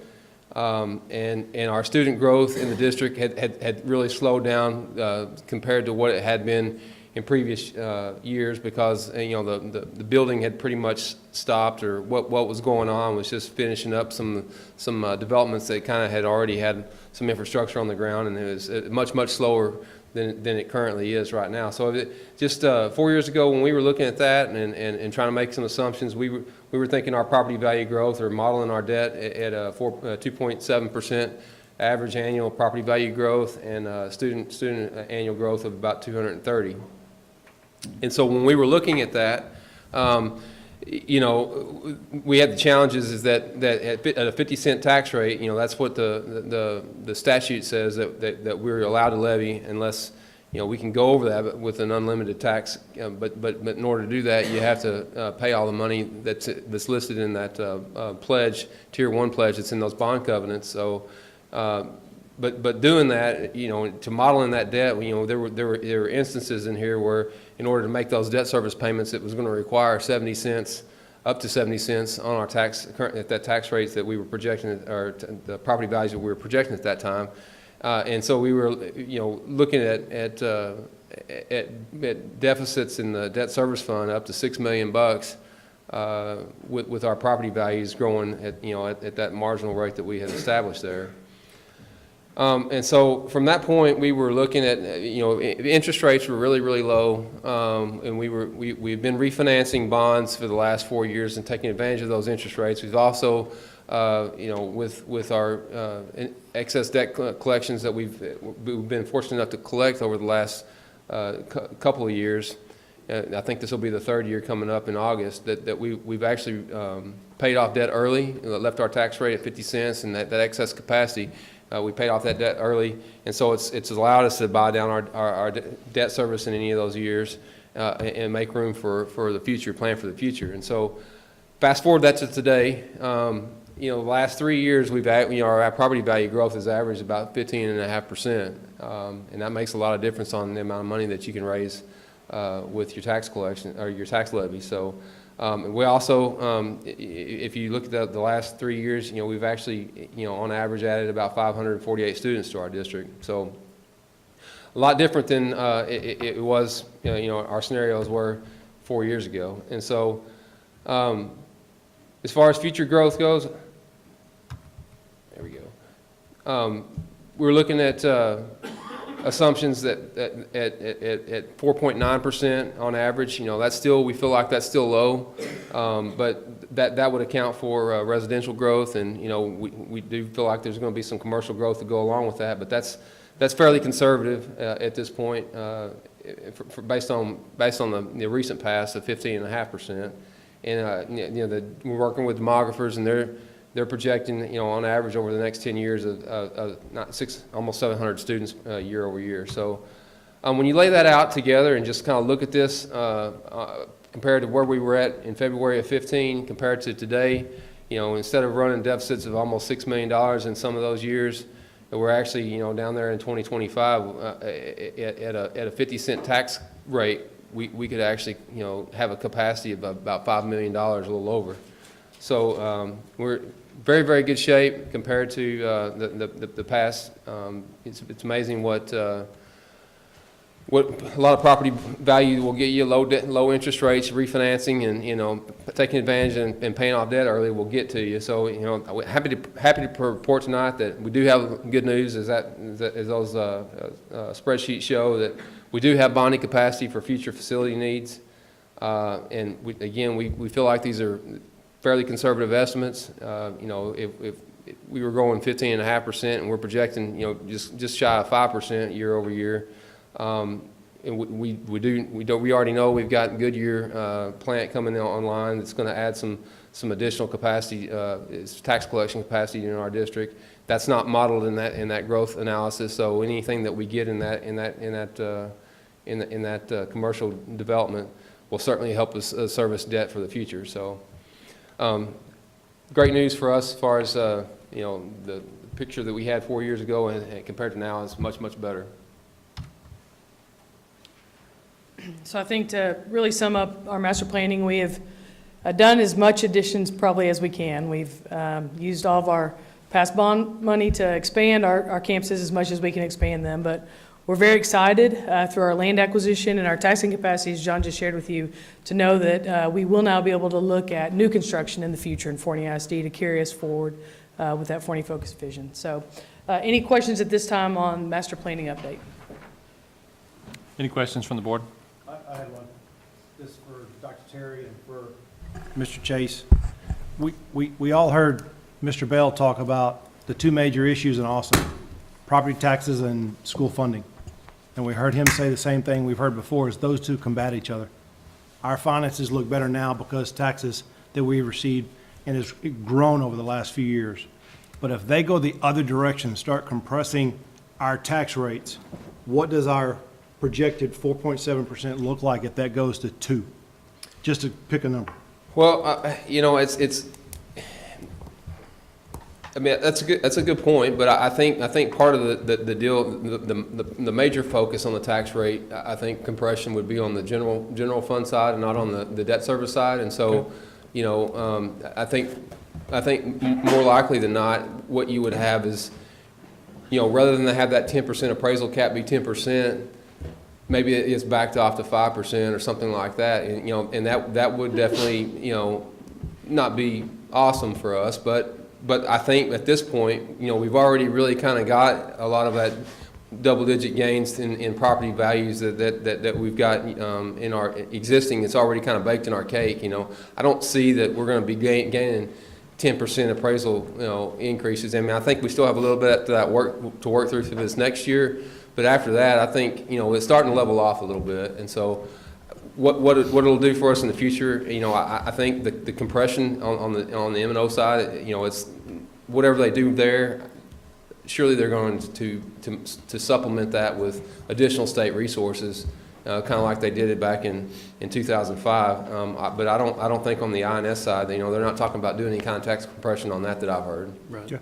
The other thing I would say is, just to reference back, is these numbers John and Christian have been putting together are very conservative, and you're not going to see any additional projects built into those from new appraised values as well. So, okay. I think what we're showing you tonight is a very conservative outlook, like we have in the past as well. Thank you. Yes, sir. Thank you, John. Any further questions? And just to clarify, you said those numbers, for example, did not include like Goodyear. Yes, sir. So Goodyear nor any other future economic projects are not even included in this yet. So that's correct. So what I attempted to do to try to model that debt is I just, the multiplier per house is about 0.7 kids per house, give or take. And so I took what the demographer was showing as growth in those years on a student basis and divided it by 0.7 to try to figure out how many households that was actually going to be new into our district. And then from that number, multiply that by what the average cost of a house, taxable value of a house is in Forney ISD. And then I made an assumption of about 1% growth year over year on existing houses. And so that's kind of where that number came from. But there's nothing in there as far as, any kind of allotment made for a good year, because I really didn't know exactly what that would be. But certainly it's going to improve our outlook, no doubt. Yeah. Because in the past, we've always relied on household Right. appraisals. Now we're entering a new era, and we're going to have some economic development. Will help us tremendously. Very exciting. Thank you both. Mr. Ferris, if you don't mind, can I just compliment the board? Yes. This is Board Appreciation Night, and I just wanted to take a second to compliment the approach that you've taken over the last 5 years to really put us into a situation that we are today. We've looked at managing and restructuring debt to turn a lot of that red debt service futures into greens, but now we've also been very efficient, effective by looking at the cost per capacity child that we're adding into by looking at some of the expansions. And you've set yourself up in the future now with some of these possible land purchases and the ability to build in the future. And I'm excited to say that you've put us in a situation now as a school district where we do have bonding capacity in the future and have the opportunity to build new construction. So thank you. Thank you very much. We're moving on to item 7, the consent agenda. 7A is minutes from December 3rd, 2018 regular meeting. 7B is approved the budget amendments. 7C is approved class size waivers. 7D is approval of the 2019-2020 full-time equivalent position additions. And 7E is approved selection of competitive sealed proposal at the contracting method for re-roofing Crystal Elementary. The board may take an action on any of these separately or collectively. Do I have a motion from the board? Mr. Ferris, make a request that we pull out item D and discuss and approve it separately. Have a motion to pull out item D. Do I have a second? Mr. Regan? All in favor say aye. Aye. Any opposed? And I hear none. So item D is held up. Do I have a motion on items A, B, C, and E? Mr. Ferris, I move we approve them collectively. So I have a motion from Mr. Johnson to approve A, B, C, and E collectively. Do I have a second? Second. Ms. Green, seconded. All in favor say aye. Aye. Any opposed?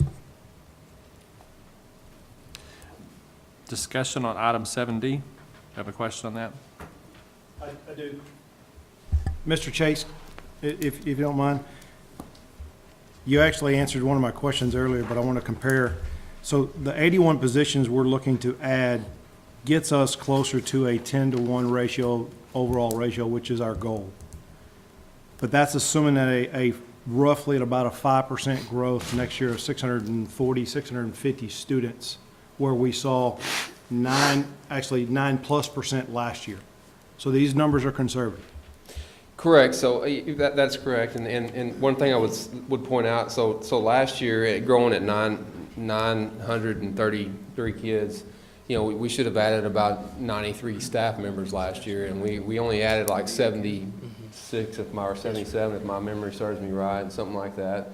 And so we were already not staffing at 10-to-1 for this current year, and the students are here, so we're going to collect the state aid associated with that student. It's just not, it's not in our revenue budget projection for this year because we're on that, we've talked about it before, but we're on a July 1 fiscal start, and because the settle-up payment we're going to get from TEA doesn't come until 1st of September, it's past 60 days past when they'll allow us to actually back that revenue in and recognize it the following year. So we're going to get that money, but it's going to be in the next fiscal year, and so it will help offset the cost as well. And not to mention, we've got several capital projects that we budgeted, as one-time payments and things of that nature. And the follow-up, the final thing I would say about that is the legislature is meeting this year.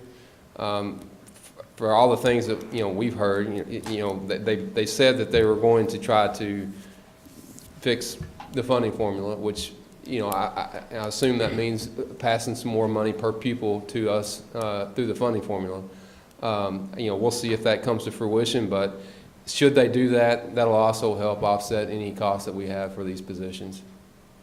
Overall, being fiscally responsible and not expecting 9% growth next year is the right thing to do. My concern is stretching us too thin with our staff, with our central staff, with our basically all our campuses. That's my concern, because if we do see another 8 or 9% growth, then we're going to be scrambling again like we did this year to hire a lot of people fast. I hear you, and I think it's a fine line that you have to walk. I mean, the converse to the other side of that coin is that if only 500 kids show up and we staff for 650, then the budget's going to go the other way. And so, I mean, the demographer's given us his number. That's what we use to project on. It may be 1% low, or it could be.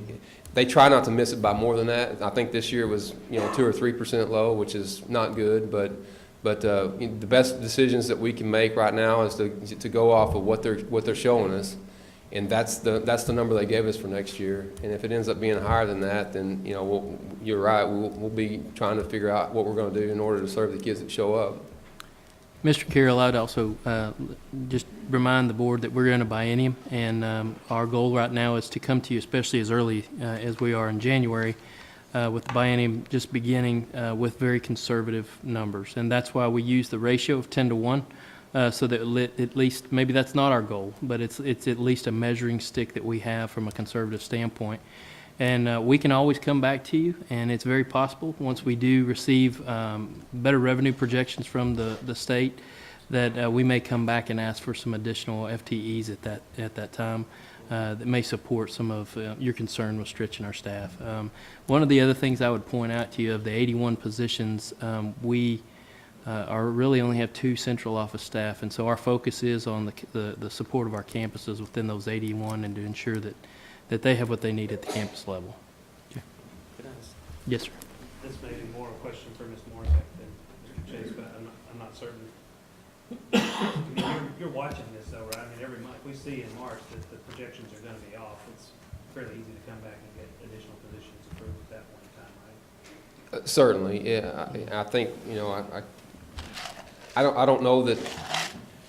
I don't know that we're going to see a 600 or 650 student swing, or 700 or 800 at that point. I don't know that it would be that significant. I think more likely would be maybe in the summertime or late summertime, possibly, that with the kids coming into the campuses and doing enrollments and things, and then we start looking at it like that. The challenge is, again, when you don't really know how the kids, the no-shows, it's hard to put your finger on that exactly, about the kids that for whatever reason they don't come in, request, or tell the campus they're leaving, and there always is several no-shows at the beginning of the year to try to get your arms around. So it's difficult. It's a fluid number, no doubt. If we were Warren Buffett or something, we could project things for be precise with it. That would be ideal, certainly. It's just, from my point of view, and I know it probably drives everybody crazy in the executive leadership team, but I'm always a little reluctant to step out there and overextend us, because I'd hate for the other thing to happen and staff too much. So.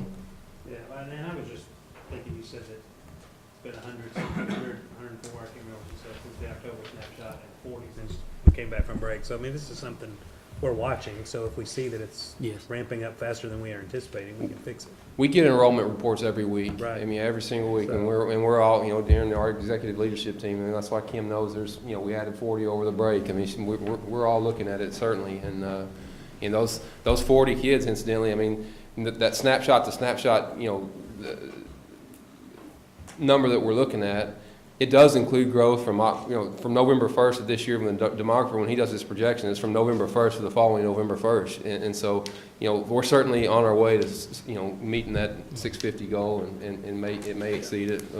I hope not. If it does, I hope not by a whole lot, so we're staffed appropriately. But if it is, we'll make some decisions at that point, probably in late July, early August, and try to get some qualified staff. I mean, the hardest part is the most critical part of it is just getting the teachers in the classroom, and that's what we all fear, that we have to do a late hire, and that it doesn't end up being good. But Mr. Johnson, just to add to that, we will work with our demographers once we get the next quarter projections as well, and have them rerun those numbers just to kind of keep an eye on it. Yes, sir. Dr. Terry? Yes, sir. Just clarification. Our demographers, they look at rooftops, they look at growth, correct? That's the major basis of their estimates, correct? They're going to plan based on closings. They're going to plan based on future developed lots. and the potential for growth as well. They received that from a regional data service. Metro Studies, I think, is the data group. There's one factor left out. Yes, sir. Forney Focus 2.0. The great things we're doing in this district is also drawing people to our area. It's not just growth. It's the performance of our staff and the things we're doing here that are drawing people to this area, not just roofs. And that's not in the demographer's numbers. Something to consider. Thanks. Yes, sir. Mr. Ferris, I got a quick question. Yes, sir. The, Dr. Terry, the 40 teachers that are represented in this presentation, are they tied directly to the enhancements at Henderson, Crosby, Blackburn, and Lewis with the 10 classrooms? Forgive me if I missed that. They would be tied directly to the rezoning that we adopted back in December. And so those projections are based on what the demographer has predicted. We probably will not see the expansions until the following year. But either way, whether the capacity is there at the campus or not, we're still looking for the number of students at each campus, and that would be through the demographer projections. You answered my next question, so thank you. Yes, sir. Any further questions from the board? Do I have a new motion to consider item 7D? Mr. Ferris, I make a motion to approve item 7D as presented. Have a motion from Mr. Carroll. Have a second? Second. Mr. Andrews? All in favor say aye. Aye. Any opposed? And 7D is approved. Moving on then to item 8, consideration and possible approval of contract for audit services. Mr. John Chase, turn it over to you. So as the board was aware, last year we kind of had the same discussion. Well, every year we have it, but our audit has been performed by Hankins, Estep, Deaton, Taunton, and Sade for the last 3 years. And we're looking at best practices as far as how long should we keep an auditor, or should we change firms, should we change partners. There's several different ways to approach it. You know, in the private sector, if they're a publicly traded firm, they are required to change out the lead auditor on the engagement every 5 years, and so we've kind of used that standard as to kind of guide us in the future. This would be the 4th year of the audit to be performed by Mr. Ton. I would assume after the, not next year, but the year after, that after he does that, the board would have a decision to make whether we'd want to stay with Hankins Estep and just change out the audit partners, or just change audit services or firms altogether. Certainly, it's the board's decision. You don't have to accept the audit engagement that's presented tonight, but that's kind of what the private sector does, the publicly traded firms in the private sector, and so for best practices, that's something that we would consider. But just as far as the Hankins Estep and Mr. Ton in general, he does provide a thorough audit, has for the last 3 years, and I see no reason why he couldn't do an adequate job for the next 2. But that's the contract, and it's certainly your pleasure whether it gets approved or not. Thank you, Mr. Chase. Do I have any questions from the board? This is Mr. Ferris, this is a contract for additional 2 years. Dr. Cherry, would you like to address that? No, yes, sir. It's just for next year only. Yes, sir. Any further questions? Dr. Terry, do you have a recommendation? Ms. Dobbs has it. Oh, yes, Ms. Dobbs. Just for, kind of curious, are pretty much the auditor's fees the same across the board, or do we get a? The audit fee for the Whitley Penn that did our audit 3 years ago was actually like $45,000, which is more than what he's done it for the last 3 years. So it depends on the audit firm. I mean, the law strictly prohibits you from awarding an audit contract based on low bid. You have to do it based on qualifications, and once you decide that whoever's the most highly qualified, then you negotiate a fee. And if you don't care for that, if they don't budge, or you're not happy with the fee, then you can move on to the next highly qualified and see if you can come to some sort of agreement. So As far as a competitive bid, we're not really allowed to do that, but it is in line. It's actually cheaper. Say there, I'm sorry. I was just curious how that worked. It's comparable. In fact, it's $5,000 cheaper than what we were getting it done from Whitley Penn 3 years ago.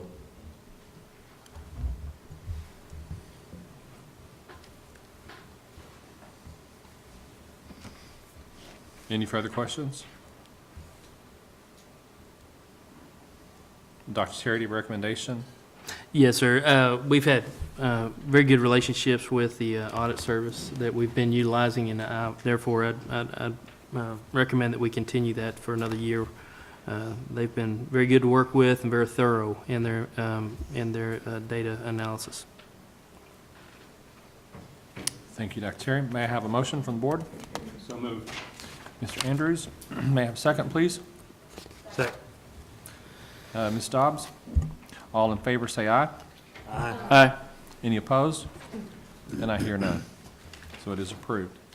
Moving on to item 9, discuss and consider order authorizing the issuance of Forney Independent School District Unlimited Tax School Bonds, Series 2019, levying a tax and providing for the security and payment thereof, providing for the award of sale thereof in accordance with the specified parameters, approving the preparation of an official statement, enacting other provisions relating to thereto. At this time, Mr. Chase will present an order authorizing such issue. Thank you, Mr. Ferris. We do have Derek Eugene here tonight with Powell and Leon. He's our bond counsel. I'm going to ask him to join me up here, if you would. If the board has any questions at the end of the presentation here, and I think he might have a few words to say as well. But just to kind of jump in. I mean, I think everyone's familiar at this point based on the master plan update that we've just gone through. By prior board action, the board did authorize the designing of additions to Henderson, Blackburn, Crosby, and Lewis elementary schools. We do have $20.4 million of authorized but unissued bonds through, I think it was the 2006 election that we held, as well as $1.1 million for land purchases for use tonight. So just kind of looking at the projected impact, I talked to Christian. He couldn't be here tonight. He had a prior engagement, so we did kind of discuss this, and what I'm presenting to you, he's in support of. By levying this additional $21 million or so, it is going to add to our annual debt service about $1.3 million for the next year over year for the next 30 years. That's projected. Of course, we went on for exact sure until the actual bonds sell, but that's what the projection is right now. I feel like it's a pretty good projection. And then over the next 10 years, what that looks like on a taxing capacity, that's about 2.4% on average. It gets lesser as time goes on because our property values are increasing, but it starts out a little higher and then kind of goes a little lower. But the average is about 2.4 cents, over the next 10 years. And just looking at a side-by-side comparison, again, we've got 2019 here, and I don't know why that just did that, but do you know how to get this thing off the bottom of here, Kim? It does? Okay. Anyway, so the left-hand column here is kind of where we're at right now without the new debt service, and you can see we're anywhere from 42 cents down to 34 cents of taxing. It's what our projected tax rate would be, and again, this is fairly conservative property values. We kind of went over this, that the average growth rate over that 10-year time period, we're looking at 4.9, just under 5% year over year. So when you add that $1.3 million to the debt service requirement, you get over here into this column, and you can see what that does to our gross debt service. The first 6 years or so, we'll have a tax rate of between 40 and 45 cents. And then after that, it drops below 40 cents. And so, what that does, again, in the first year, it takes about 3 cents of capacity, and then, you're down to 2 cents in year 10. So, again,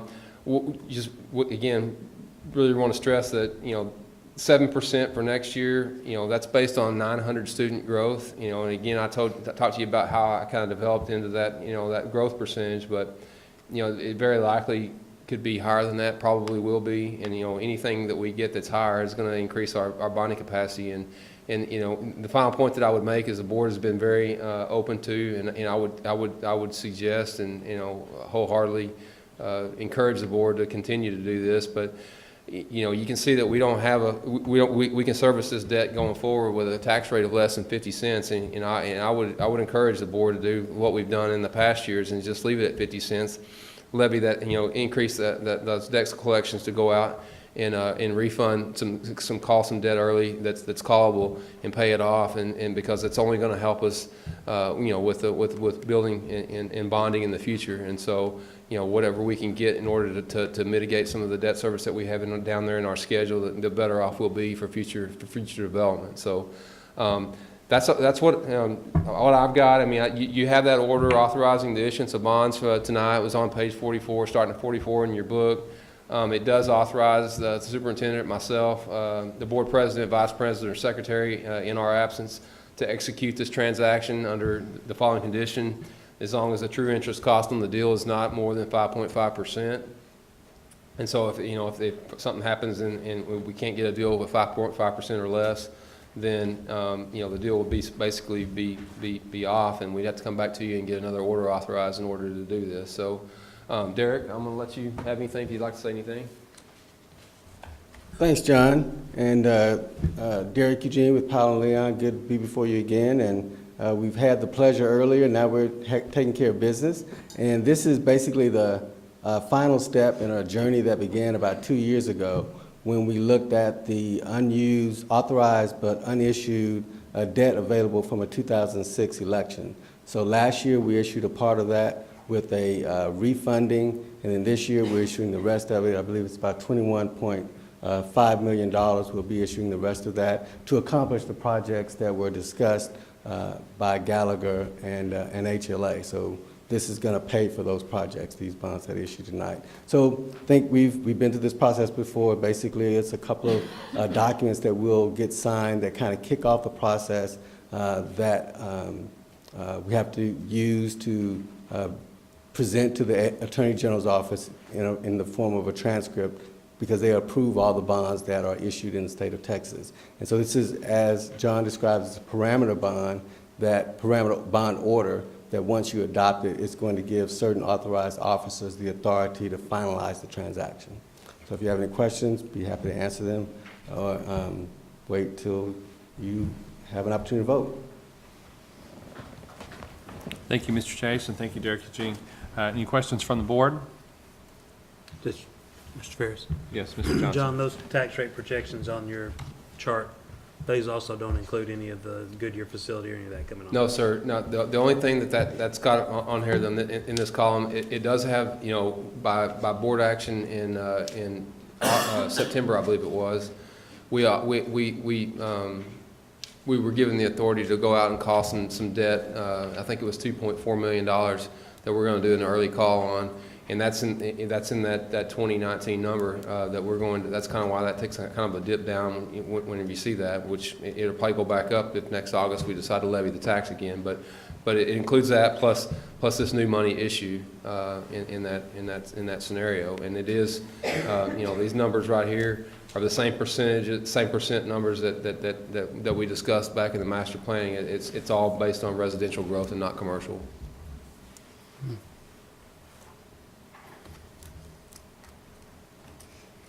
Any more questions?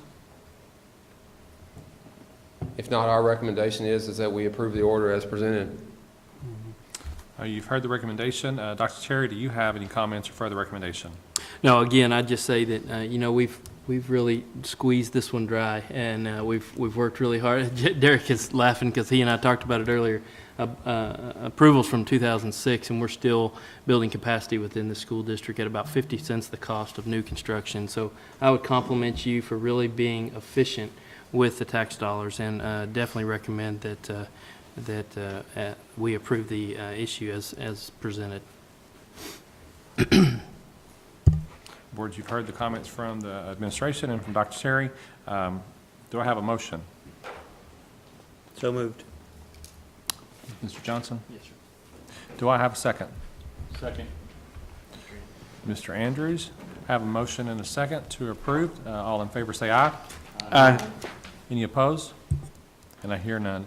So item 9 is approved. Thank you, gentlemen. Mr. Ferris, Yes. one thing I'd like to ask the board, before you adjourn to executive session tonight, I think Derek would like to take the signed bond docs back with him tonight, if you guys could sign them. And Nancy's got her embossing tool over here to get the docs done for him, but he'd like to take those back and get us going on it. If he promises to run to Starbucks right quick. I might need some caffeine to get through the rest of this agenda. Okay, thank you. Nancy, if you'll work out that, please. We'll move on to item 10 then. Item 10 is consider approval of the donation of real property from Forney ISD consisting of approximately 13.9 acres located in the Gateway subdivision. Dr. O'Connor?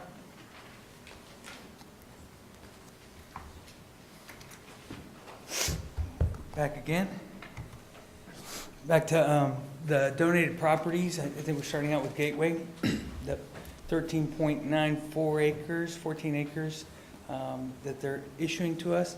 Let me go back just real briefly and talk about the RFP. You know, one of the things we're asking these developers is make sure that the land site is buildable, right? They're not giving us swampland. They have utilities nearby, that it's the appropriate size in order to house whatever campus we're looking for, and just make sure it has the appropriate infrastructure to support that kind of campus. So along with that, most of the builders are willing to do that as long as we, quote unquote, would build a facility on that lot.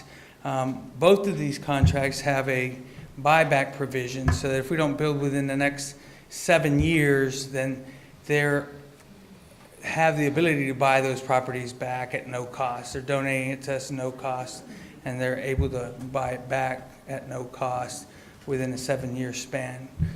Ultimately, there's no cost to the district. All it gives us is options, potential building sites that we can evaluate as the growth comes to the district, and we see where those pressure points are, and then evaluate the sites we have available to us and make a decision at that time. So ultimately, it gives us maximum flexibility. We're looking for these sites all across the district. These just happen to be the first 2. And so we're talking to other builders and continue to talk to other builders about potential future sites. Anything on Gateway? No, just, I think these first 2, with these stepping up and kind of setting the parameters for what we've got will definitely help with future negotiations and other developers, so this is a great thing. Free is a good standard to set. Devonshire, same concept. They were really easy to work with. I mean, basically, they came to the table and gave us everything we asked for. And so we're excited that their 16 acres there is going to be available for the district as a future site. Dr. O'Connor, can I add one thing to this? I just wanted to take a minute, Board, to compliment the city and county as well through these partnerships here. Anytime that a new developer is coming in, they're sending them directly to the school district right now, which is a huge benefit for us to get to that conversation prior to any approvals of developments agreements. So they were instrumental as well in bringing us all to the table. So just wanted to take a minute and compliment them as well. So I ditto exactly what Dr. Terry said. I know I got a call last week from a builder that was frustrated because he wasn't moving forward with the city, and they wanted them to contact us and see where they could donate possible sites. So that's always helpful to have that partnership from the city. That's basically in a nutshell Gateway in Devonshire. Do you want me to move forward with the land purchase, or do you want to stop there? And Hold on there. So, Board, you had a presentation on item 10, which was 13.9 acres at Gateway. You've heard the recommendation. Dr. Terry, do you have any further comments on that? No, sir, just looking forward to a great partnership here. They've been excellent to work with, and for a future site and Gateway possibly. And may I have a motion from the Board on item 10, please? Mr. Ferris, I had a question, please. Yes, yes. During the early negotiations, there was a discussion on on Gateway about the infrastructure and on the retention. Did both of those still fall back on Gateway, or did we take on some of that responsibility? The infrastructure for Gateway is, in the, per contract, it's for us to tap into the nearest available utilities, Okay. which we've examined, and they're all pretty close. So we don't think that's going to be a large cost to the district. And as far as watershed, is that what you were concerned about, the infrastructure, the grading there, they're taking responsibility for. Okay. I knew that was a part of the discussion. Thank you. And just to clarify, is that part of our Forney ISD standards that we're asking them to sign off on? On So when you say watershed, they've yes, met sir, our but- standards, that includes that? Exactly, and one of the concepts is, you know, the builders, we need 15 acres to build an elementary school, and that's a tight fit, but it's doable. A lot of elementary schools are on 15 acres, but if they ask us to retain, have a detention, then that really limits us. So we're definitely asking them to take care of the watershed off any property. Okay. Thank you, And Mr. just Carroll. for future, it's also just for it's not only for the size of the property that we need for the school, but it's for the future. So the district doesn't have that and have to deal with it for the next 50 years because you have a pond out there and it's, can be a safety hazard. They're usually not. But just the growth that happens and the muddiness and the unusable and hard to maintain, it's just, if there's any way for that not to be part of it. And sometimes they just have to be. It's always a great thing if they're not. So we're really trying to push that. And these guys have been good to work with on that so far. And again, I think the standards being set for other developers, these are two great contracts and set a Great. very high bar for other developers to do business with the district. Thank you, gentlemen. Any other further questions from the board? You've heard the recommendations. Do I have a motion from the board on item 10? Mr. Ferris, I move that the board authorize the superintendent to negotiate and sign the real estate document contract to accept the donation of the real property. Have a motion from Ms. Green. Do I have a second? Second. Mr. Carroll, all in favor say aye. Aye. Any opposed? And I hear none. Thank you very much. Moving on to item 11, you also heard the recommendation there, Dr. O'Connor. Dr. Terry, do you have any comments on the 16.3 acres located in Devonshire? No, again, I concur with Dr. O'Connor. This is a great site for us. We think it's going to be it's right in the midst of a very dense development, and so we're really excited to partner on these 16 acres with Devonshire. Any further questions from the board on the Devonshire project? Devonshire had, part of the discussion was the naming rights. Did that get worked out on what we get to do? It is, as it is in the contract, it's whatever the school board chooses to name it at Devonshire. And they just put the tag out there, so, I mean, I think it's self-explanatory that it's at Devonshire, but that's kind of where we conceded. So the board, and the naming rights still goes back to the school board. Thank you. We wanted to honor the traditions here that we've had in Forney, but we can probably do that at Devonshire, I think. That's right. Yes, sir. Any further questions? Hearing no questions, I'll call for a motion on item 11.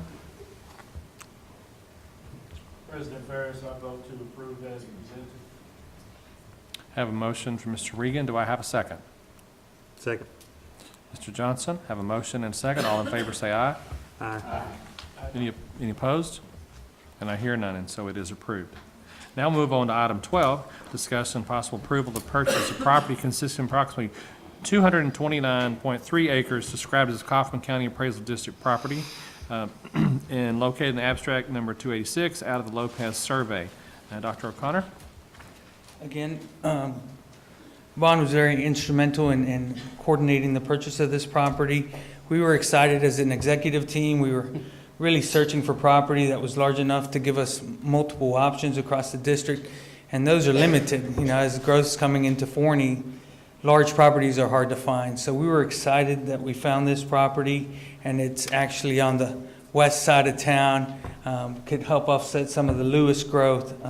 So it gives us a lot of options and potential for the future.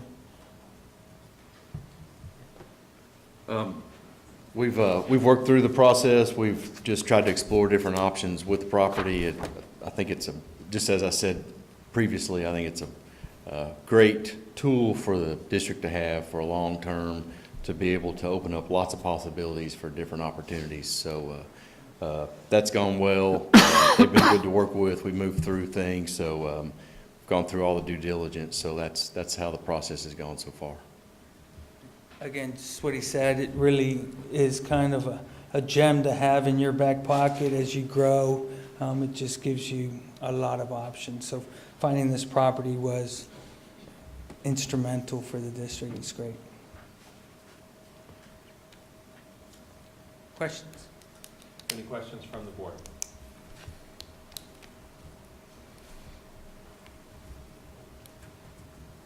Dr. Terry, do you have any comments you'd like to make, or recommendations? Mr. Ferris, you know, we searched out and searched for the right location and the right property for future growth, and to give our school district a lot of opportunities. I can't stress that enough, and we really believe this has been a blessing to find, and even more of a blessing that the previous owner, was a supporter of education, and we think this is a great opportunity for the school district in the now and in the future. So we recommend that you give us the opportunity to go and finish out this deal and secure that 230 acres.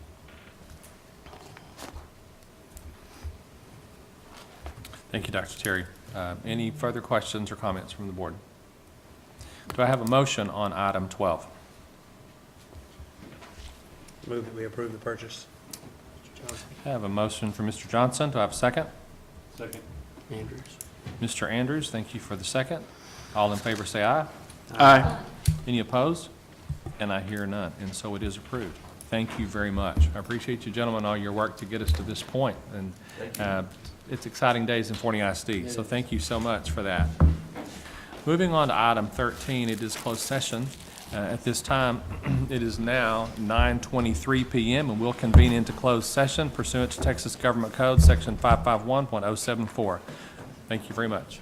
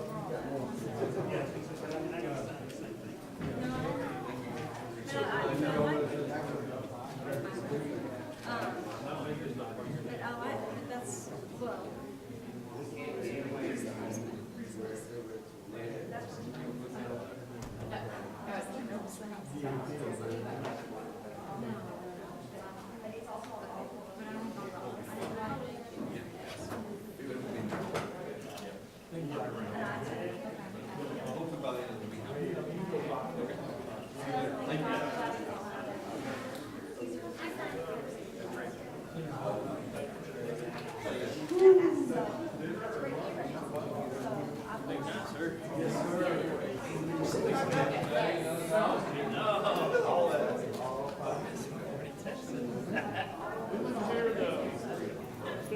simple. Really? You don't listen to what I say. That doesn't know a lot. Everybody else knows. Where you live at? No, I live here. Just down from Fire Park. It's not a neighborhood street. I don't think it's a neighborhood.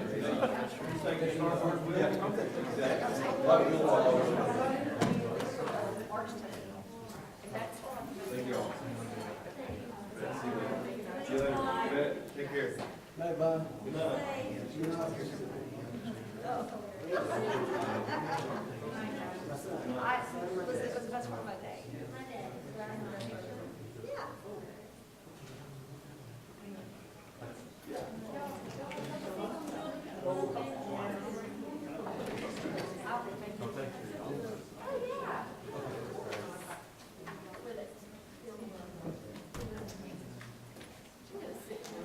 See you both. Good night. See you. Good night. Bye-bye.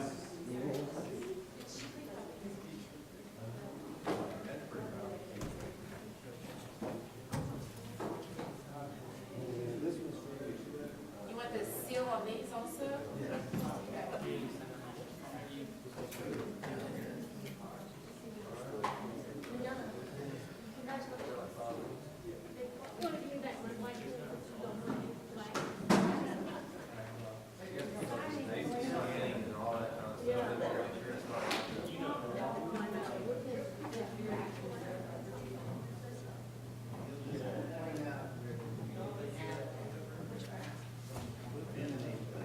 Oh, yeah.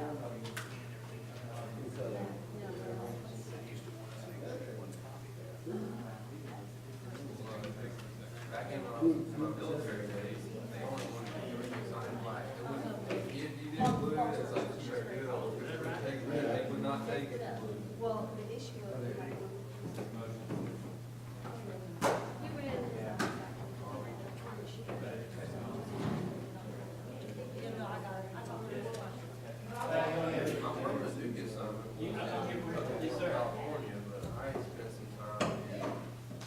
That would have really surprised you.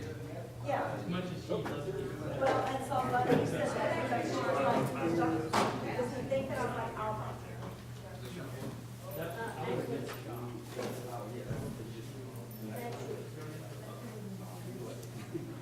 We have to wrap back there.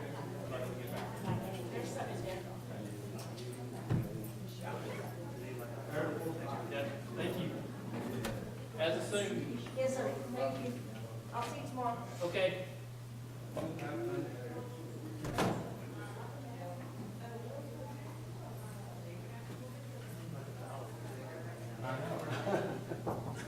I really think we should hang that one up in my office.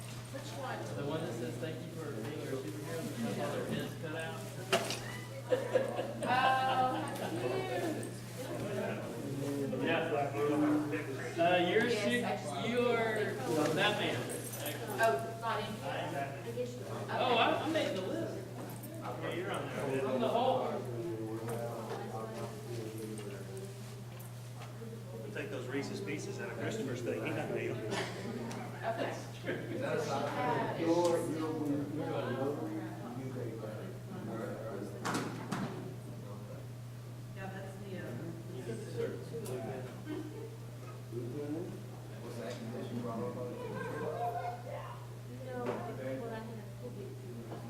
Hey, Kristen. You have a draft yet? You did? Why do I even?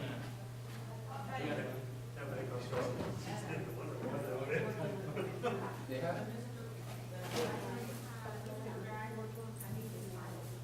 Who? What's he doing? Gateway? Rob can give it to you. He's been working with him for a while. I highlighted that, and I still need to know, like, just gotta get it in before noon tomorrow. Yeah, yeah. Yeah, it's rough, but it's in there. Okay. And there was something John said tonight, why I don't like when he's put that there. Okay.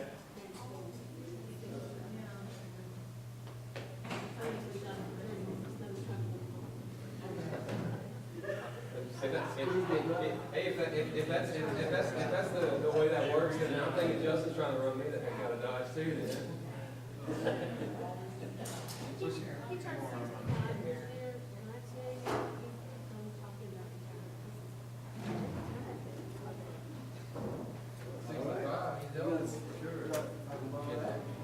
what happened? We started assembly line.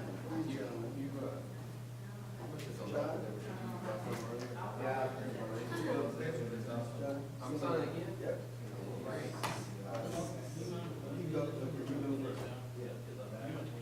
No, in fact, is there any cookies over there? Here, in here? Yes, there are. Well, a few cookies lost around. How about? How long we got being on?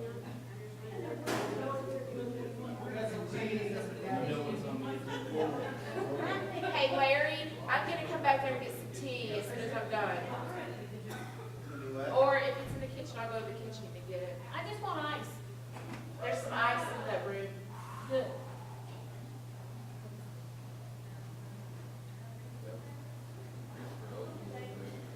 I don't think there's enough room in the refrigerator. No longer than 30 minutes, I should have done that business.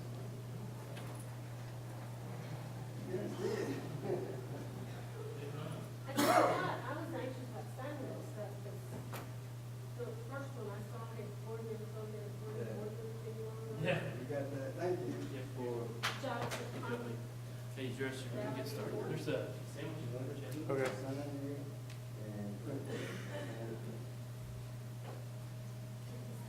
Sorry about that, it's for me, we will better.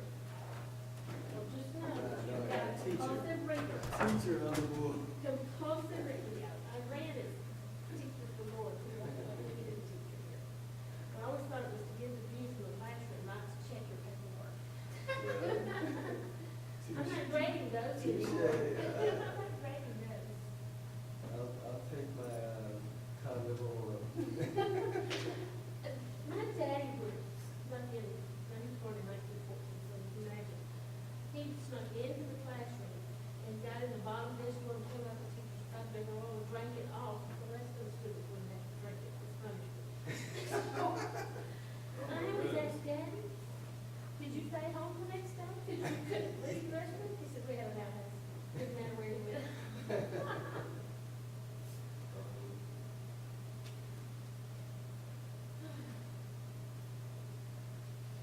I guess Greg will feel good, so there you go.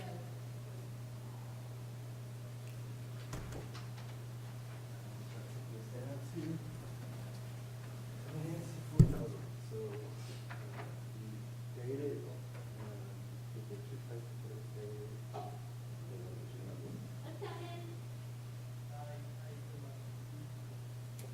What'd you say? Is this different pen? Nancy's? Did you bring this blue pen, Nancy? I did. All right. I don't need to sign in blue, do I? Yes. Please go. Okay. What is that? We usually screw this up and you have to have them like overnight it to you. We'll I'm gonna say a little bit of overnight money this time, right? Some overnight, please. As long as we get through the AG, that's how it works, right? I got about Christian tomorrow, so I'm thinking we can get on the. Yeah, the county's gonna look at it. Exactly. I'm asking to say, look, I just talked to the S&P, like, seems like yesterday. Can we just use that, just recycle the rating? Come on now. Who would you like to say?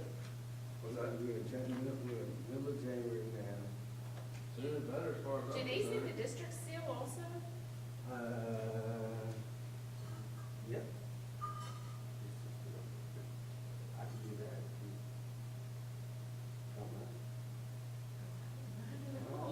Get a similar thing on. It does need to seal it, yeah. Let's see. It's locked. Yes, it has that little tab. You just thought you wanted to Yeah. help. I know. Yeah. You know where it goes? Yeah. Huh. I always thought it was on the other side, where it was blank space. it won't reach it.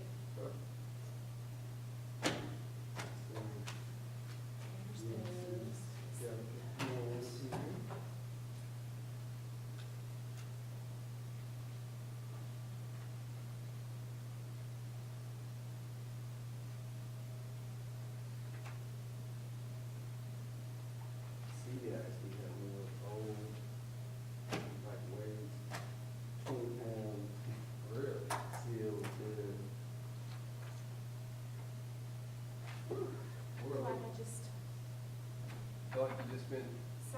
We bought a house, maybe. Feel like you just spent. Bought a house? Yeah. Feel like you just spent 23 million bucks. What you looking for? Her yellow executive package. You think you yellow? Yes, you. Yay! It was pretty easy to see. We got the action sheets already in there. Actually, the item sheets. It's in their board book. It's in the book.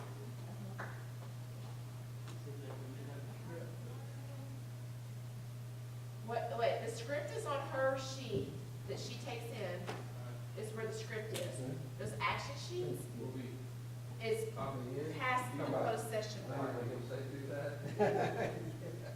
Normally we screw this up, we have to wait on.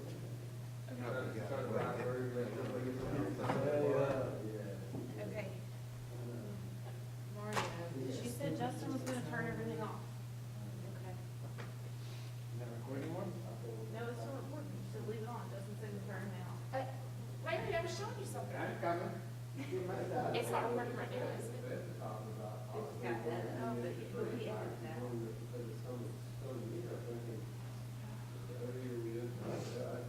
Watch, breathe. Okay, whatever. You're not breathing, oh, you get one of those,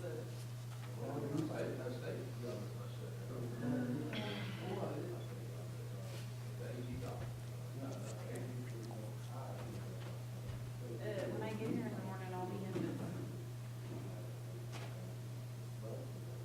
It's from Mario.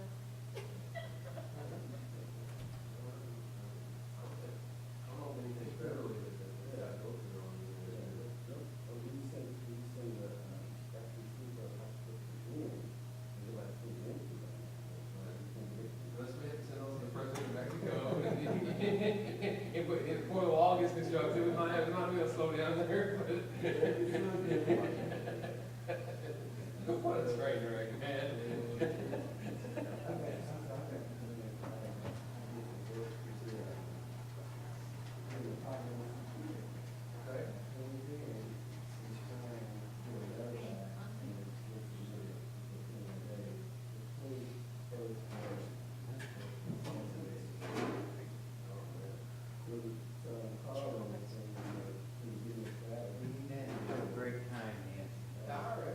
Thanks, man. Are you gonna take me?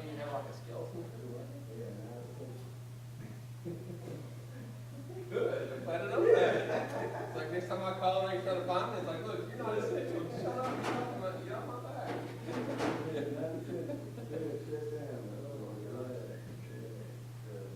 All right. So you coming to, Louisiana? I am this year, you know, the executive team is gonna go. Okay. I haven't gone the last 4 years since I've been here, and I normally just try to go to that little thing. Yeah.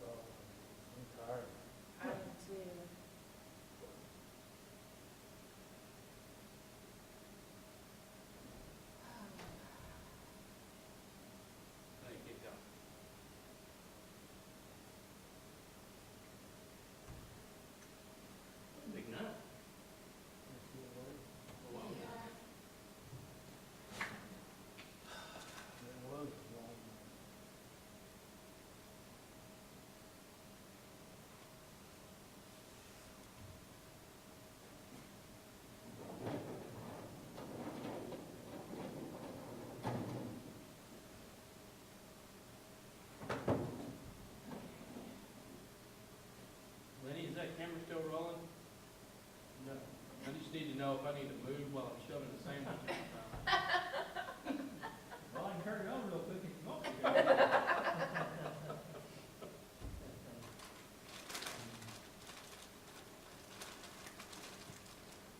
Well, you're not throwing the sandwich to somebody else, you know. Did you get dinner in the back? No. There's probably still plenty in the fridge. You're welcome to it. Okay, thanks. I would assume we had a lot of leftovers, didn't we? We did.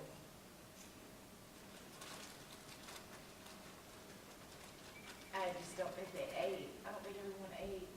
Huh? I don't think everyone ate.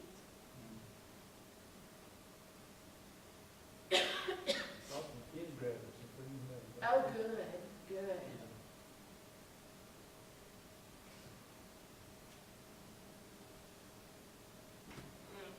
Keith was very appreciative. Yeah. You tell her what he was trying to move. I mean, that's cool. Yeah, it's stuff. Did you see that? No, that's me.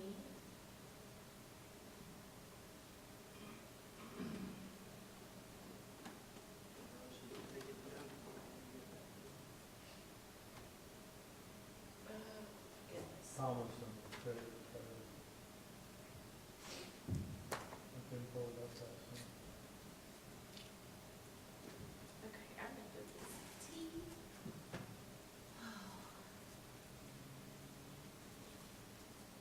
Oh, body's hurting.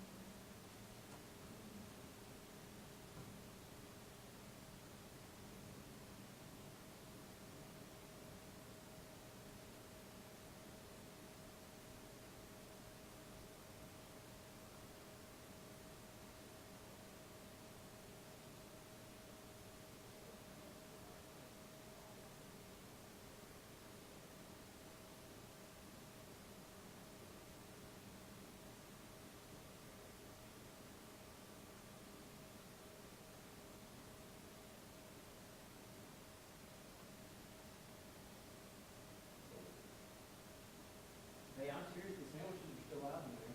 There's a ton of food still. Feel free to just step in there and desserts and fruit on the counter. Yes, sir, they're just gonna be kitchen. Okay. If you're not eating it, then nobody will, so. We could probably Don't find. make me eat leftovers all week. Right. That's right. Better than Thanksgiving leftovers. We'll probably find some chips too. I mean. Oh.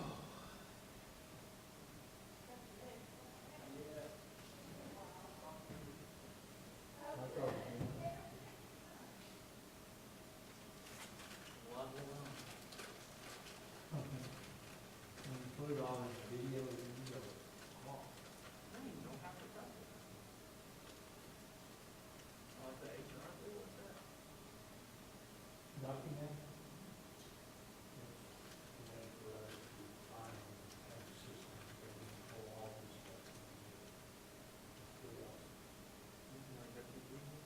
Yeah, I mean, you don't have, every piece of paper.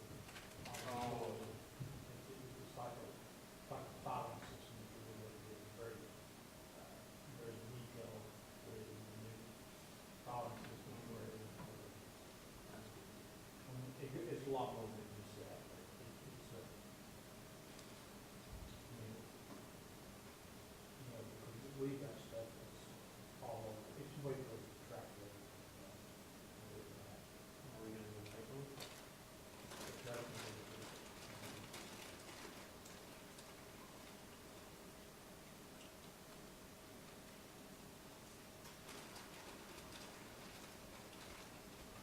No solutions that have correct problems with.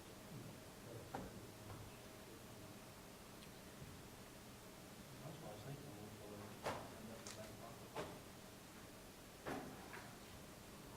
We vetted it.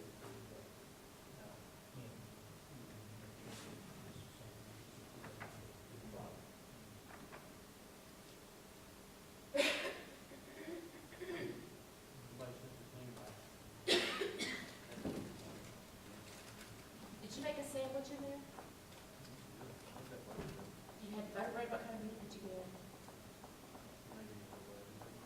That's what I would have done. I took a piece of that pepper ham whenever I was making the churn. And they Good job, Dana.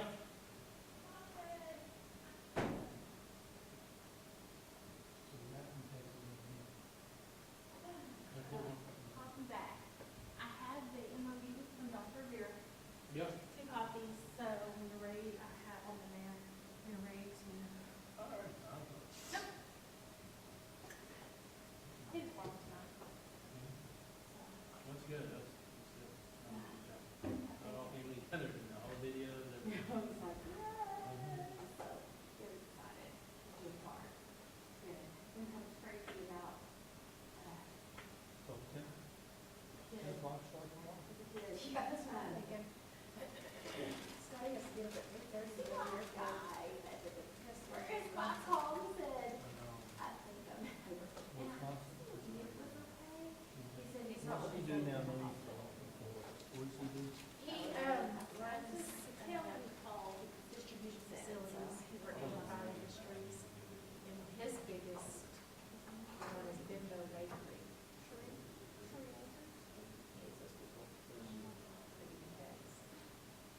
That's what he's going to deal with tomorrow. I think she was. I don't know what she is. This, that's a grill. Yeah, it's double sided. She's like. That's a Bluetooth speaker. She was just fun because. And then he's She got was caught. spatulas. I'm taking these camera with me. It's a good thing Tyler's not here, because the basket would be empty. This Cameron, we're Grayson. Yeah, I was. Grayson,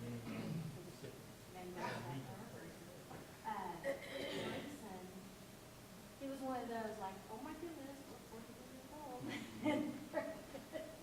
So all her kids were older. She had to go through some of these things. Do we need to turn this off? And she said, well, and I What's thought, next you know, on it? this is how it goes. And she said, I get it. Can you go to the next But I don't know where she fell out there. Announcements. I really don't. know. You don't need that. You can turn it off, probably. I haven't talked to her. He may I mention it. just don't know if that connects to the recording. That's.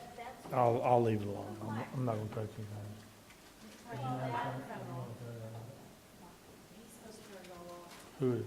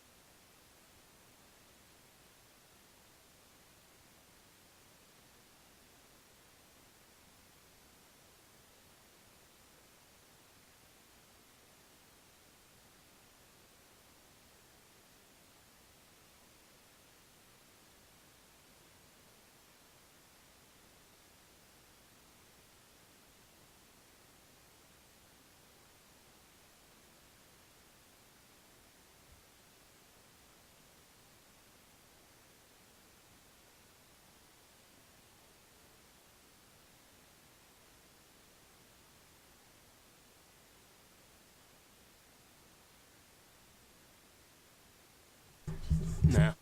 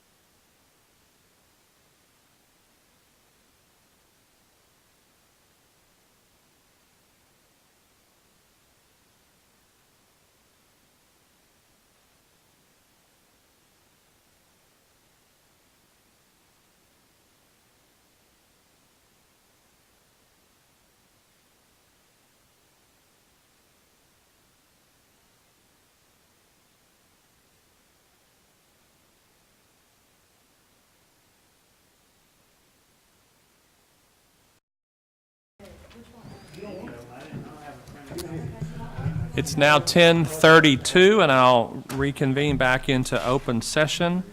We're moving on to item 14, consideration and possible approval regarding employment of professional contract personnel. Do I have a motion? Mr. Ferris, I make a motion to approve the contract personnel as presented. I have a motion by Mr. Carroll. Do I have a second? Ms. Dobbs, I have a second there. Any other comments from the board? Have a motion and a second. All in favor say aye. Aye. Any opposed? And I hear none. Moving on to item 15, consideration and possible approval of superintendent to pursue sanctions for educator abandonment of contract. Do I have a motion? Mr. Ferris, I move that the board find that good cause did not exist for the employees discussed in closed session to abandon their contracts with Forney ISD, and authorize the superintendent to take all necessary steps to report this matter to the State Board of Educator Certification for further action. Thank you, Mr. Andrews. Do I have a second? Second. Mr. Johnson? All in favor say aye. Aye. Any opposed? And I hear none, and it is approved. Moving on to item 16, consideration and possible action regarding the superintendent's summative evaluation and extension or modification of a superintendent's term contract. May I have a motion from the board, please? Mr. Ferris, I move to extend the superintendent's contract by an additional year and authorize the board president to negotiate and execute a revised contract with the superintendents in accordance with the board's discussion in executive session and approve the superintendent's summative evaluation as discussed in closed session. Have a motion by Mr. Johnson. Do I have a second? Second. Is that Regan? He turned his mic on. Mr. Regan. All in favor say aye. Aye. Any opposed? And I hear none. All right, thank you very much. Next, moving on to item 17, announcements. Monday, January 21st is a holiday. I think it's almost the 21st already. And then on February 4th, we'll have our regular board meeting. February 5th, we'll have our college and career night focus. And then on March the 4th, we'll have a regular board meeting. I'll add one other one that's not in here. It's January 24th will be the open house and dedication down at the FLA.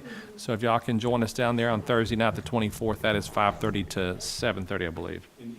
In the evening. Yeah. Are you still So, putting all these dates on our board brief? Yes. You did? Okay. Yes.